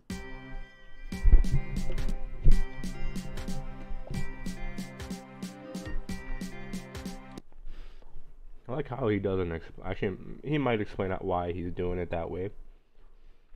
Like how. Cause that already sounds like in tune, like doof doof doo doo doo doo. Okay, that's perfect. So we're just gonna turn down the volume of the snare by double clicking the sample. I'm not. Oh, you know what? My bad. I deleted this video. I had a part in the course where I was showing you guys how to do this. My bad. I forgot to include it. Okay, so this is something I should just briefly cover. So when you add a sample in here and you need to change the volume of a sample really quickly, there's a fast way of doing that too. Now, yes, you could go to the channel rack and turn it down here. That's true. I just find myself more often than not actually changing the volume here. And okay, so this is actually kind of confusing. So if I double click the sample here and I change the volume here, it actually does change the volume there. So yes, there's a lot of these knobs in FL Studio are kind of linked. So it's just whichever one you find yourself using more often. I find it faster to double click on the sample and then just turn the volume down here. But it is changing the volume here, just so you know. So let's turn down the volume. Okay. Alright, so I just changed the volume in the sample editor. So we're going to go over the sample editor a little bit later, but this is something interesting, which I kind of want to go over with you guys soon.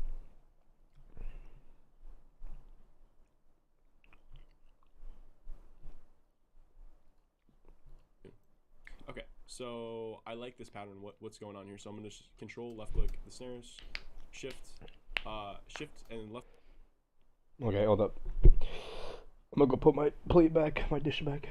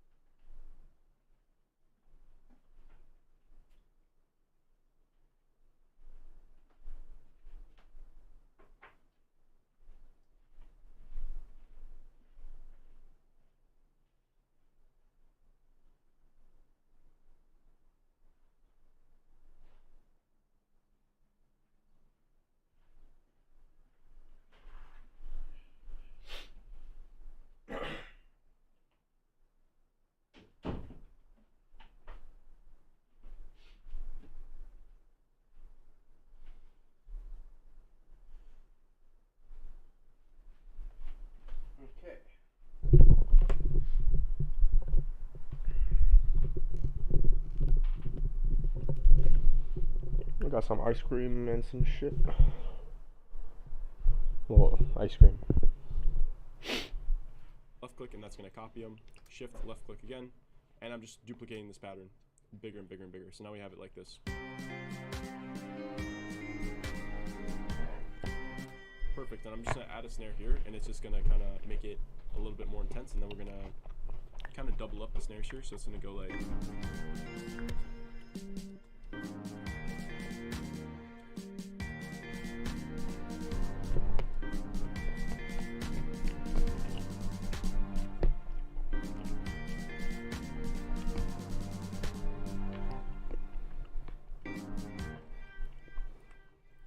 Okay, cool. And then I'm going to take all these patterns by selecting them, and then I'm going to right click and just drag them a little bit shorter so that it ends kind of like this.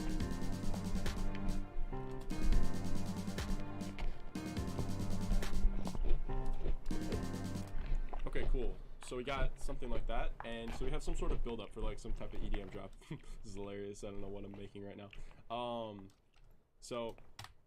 I think that this is also important. If you work on a lot of different genres, you're going to improve greatly. So if you just stick in one genre, your music may kind of get stifled. I find myself, the times I improve the most is when I completely switch what I'm making and I make something completely different, and then I learn a lot from that experience. So also spend time with people that don't make the same music as you do. If you find producers online and just hang out with them and collaborate and make all kinds of different music with different people, you'll improve so much, I can promise you that. So I'm just going to shift click up arrow and move that to the track above so that we have all our snares together here.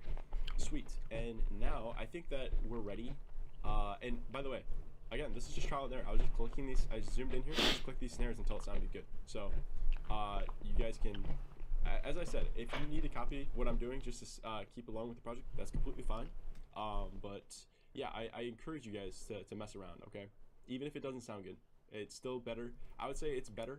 You're in a better spot if your song sounds like 10 times worse than mine, if you're doing something that you're doing, rather than you have something that sounds identical to mine, because that means that you're probably not learning very much. And I can understand the want and need to, when you're learning something new, to follow everything exactly, but if you can take a little jump out here and there and get out of your comfort zone and do something that I'm not doing, it'll really help you learn from your mistakes and also figure out things that you didn't know before. So I'm just gonna keep pushing that, like the entire course, is to push you guys to do stuff on your own, because I remember when I was in college, we'd have people that would just follow literally everything down to the wire, and they never improved ever, and it was really sad to see, because like the people who messed up and got actually failing grades in the beginning of the course, they were the people who wanted to try out different stuff, and then they would end up coming back and being way better and were able to do anything that they needed. So that's something interesting that I kind of learned at college, and I think it definitely applies to music production as well. Okay, enough talking. Let's make an EDM drop here. So what am I going to do here? I'm going to copy these chords. So I'm going to double click on this this pattern, and I'm just going to get rid of this red line at the top there. I'm going to Control C, I'm not going to Control V. I'm just going to copy this. I want the chords, so I'm going to copy them for now. And what do we do here? Why don't we add a new pattern? So I'm going to click the plus icon, and I'm going to name this EDM chords. Cool. And we're going to click this right here and just stretch it, and then this is where I want my EDM chords to play. Alright, now let's add a synthesizer. So let's go to Flex, and I guess we're just going to use Flex for everything, because it's such a good plugin that it really works for everything. Well, we can mess around with some other, actually, you know what, let's not use Flex. Okay. Ice cream break over.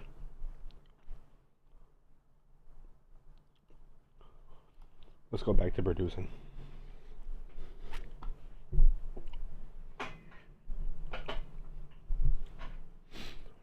Where were we at? 52? 51? 4 bars. And then I'm going to right click on this dot again. It's going to unmute all of them, and then we can just listen. Okay, cool. I'm going to double click the electric piano. I'm going to go in here, and then I'm going to start changing some of the notes. Yeah, we were changing some of the notes on the electric piano, well, on the whatever part we got. This.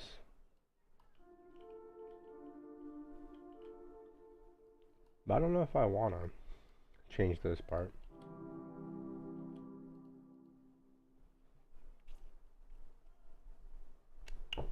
Kind of like it.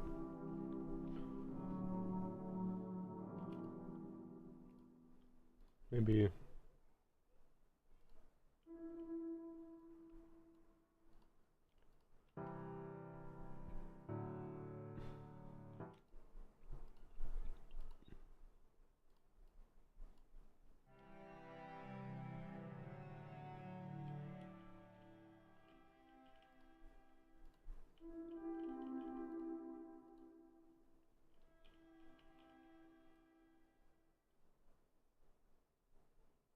What the fuck?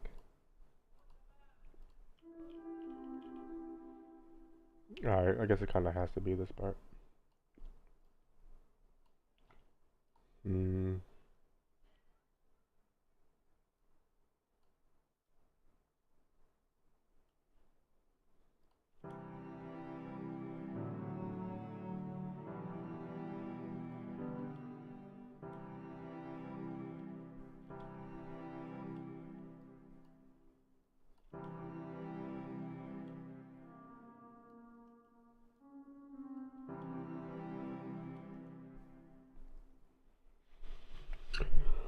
I don't know, I don't really want to change this, but he does it.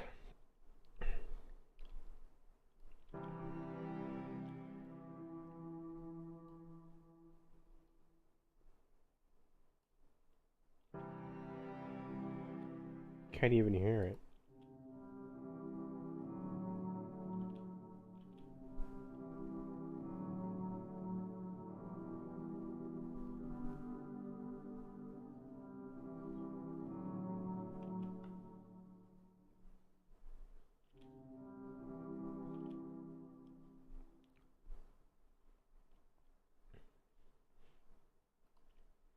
I think he like fully changed it, in right? here. So I want this to be more of like an ARP. So we're gonna start from the lowest note and we're gonna keep that the same. So we have all that's fine. The next note, I'm gonna go here. And basically this is just me from messing around with stuff, just saying, okay, what would sound cool if like I changed some stuff. And this, like, you need to give yourself permission to mess around, like to mess stuff up. And if you say, okay, Tristan, I want to follow along with the tutorial though, and I don't want to mess up something. If you want to try something, what you can do is you can actually go up to here and click. And I'm like, I want to make a major change to the song. What I can do is go up to project. I still have that project file just sitting right there, so you can always go back to it. So now that we made this new project, or made this duplicate project, I feel completely comfortable messing around because it's not going to affect the other project that I was happy with. So here I'm going to change. I'm just going to make some creative decisions here. So I'm going to take these notes and I'm going to just incrementally do this.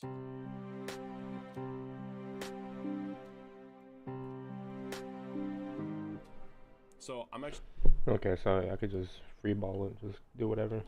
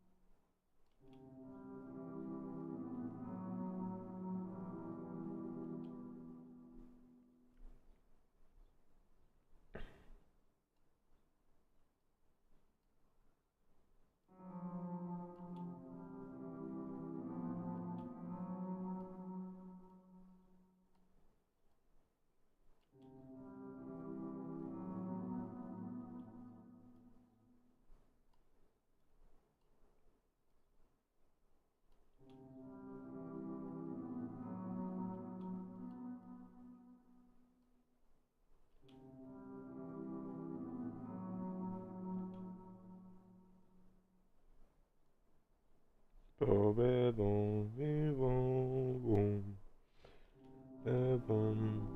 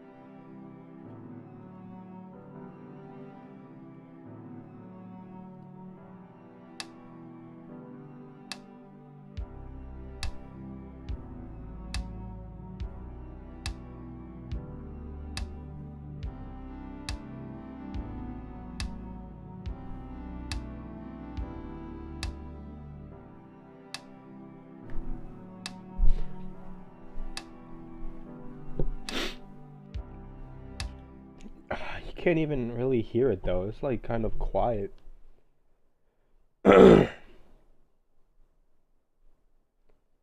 It's like really quiet.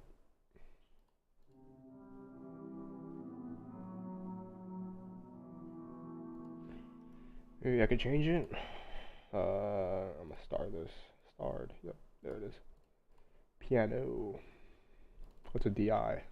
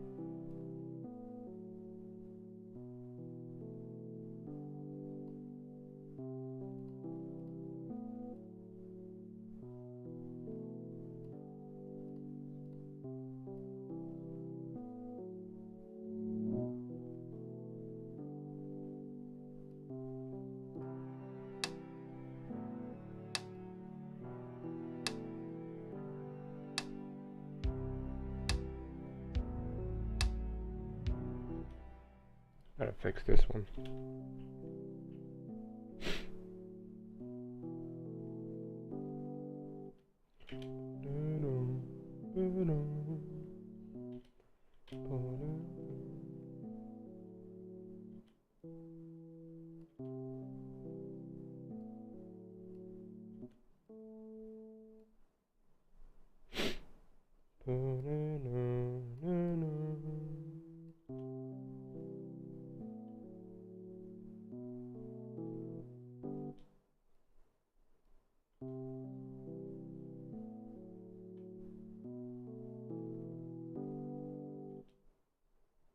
Yeah, that works.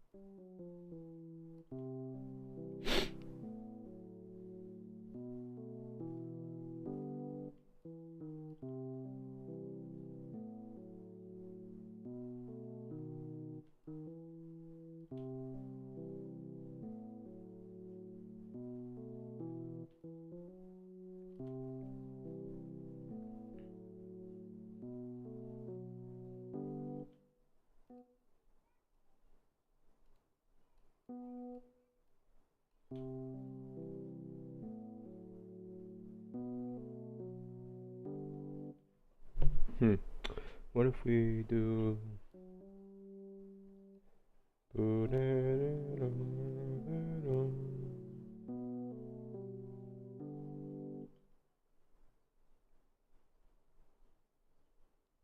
then for this we just do that.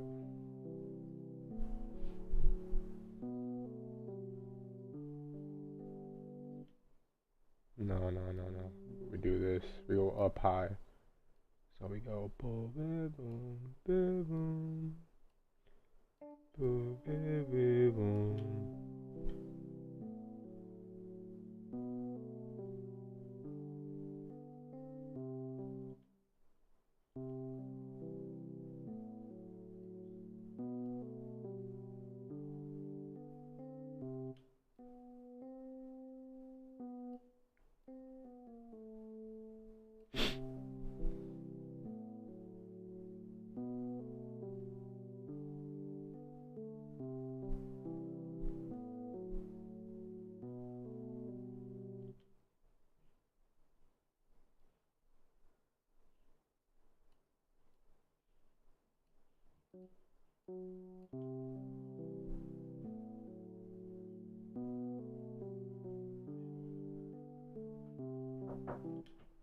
Okay.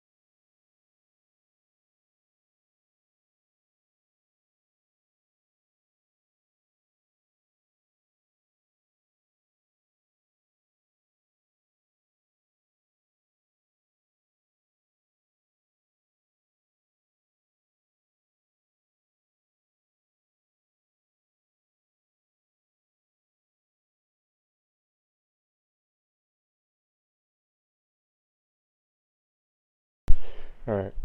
Let's.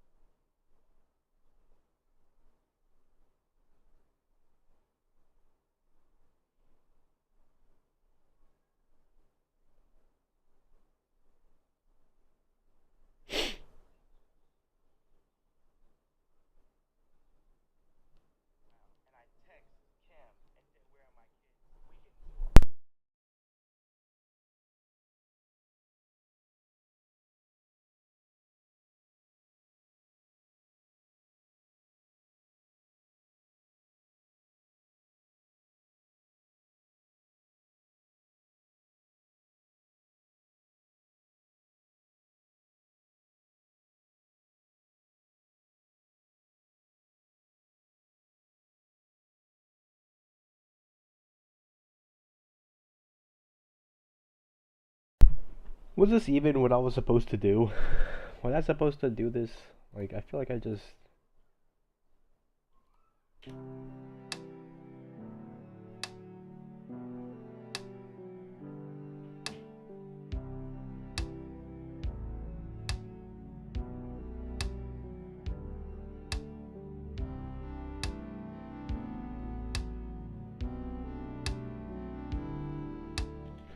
Like, these two melodies are... I don't even know if this is a melody, but they're colliding with each other. It's not good. Actually gonna delete that top note because I think it would sound better like this. And so I'm gonna have a little walking motion. So you see how from in this bar it's divided into 4 segments. You have 1, 2, 3, 4. And so I'm putting a note walking up the stairs, sort of like, so each one is going incrementally 1/4 of a bar up to the next note. And then I'm gonna do the exact same thing here. So I'm gonna add a note here. I think that would probably sound good. And I'm pretty much just guessing at this point. We'll see if it does.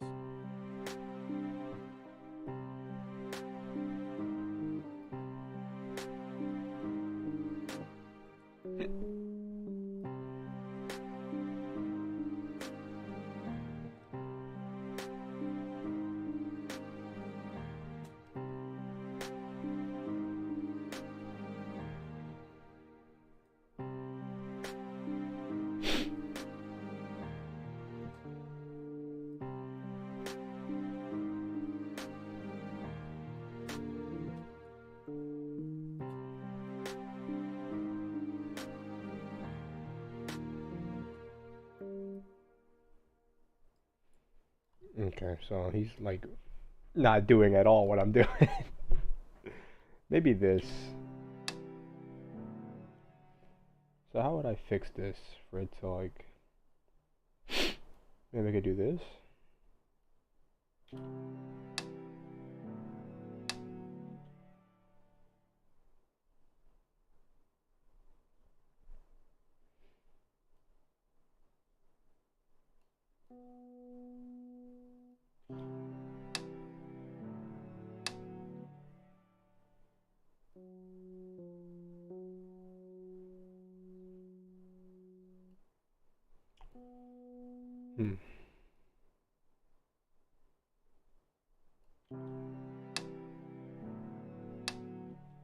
Doesn't even like play this note.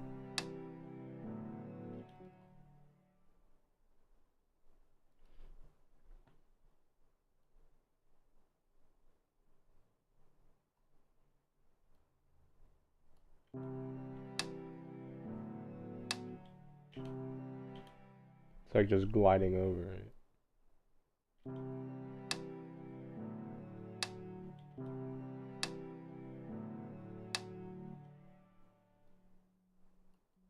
This note is just really silent, that's what it is.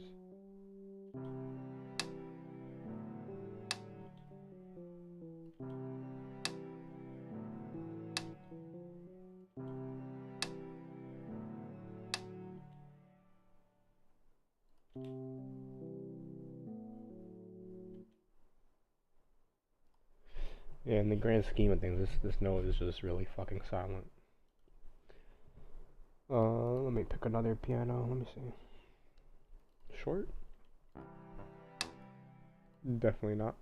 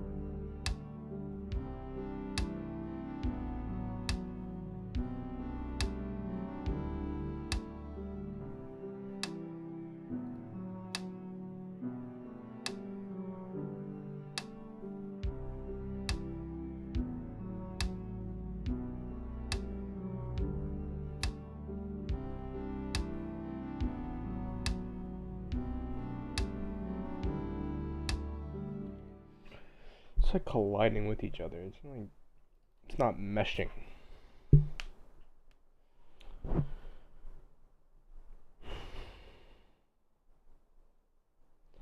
think I need a break. I'm gonna just save it, call it quits here.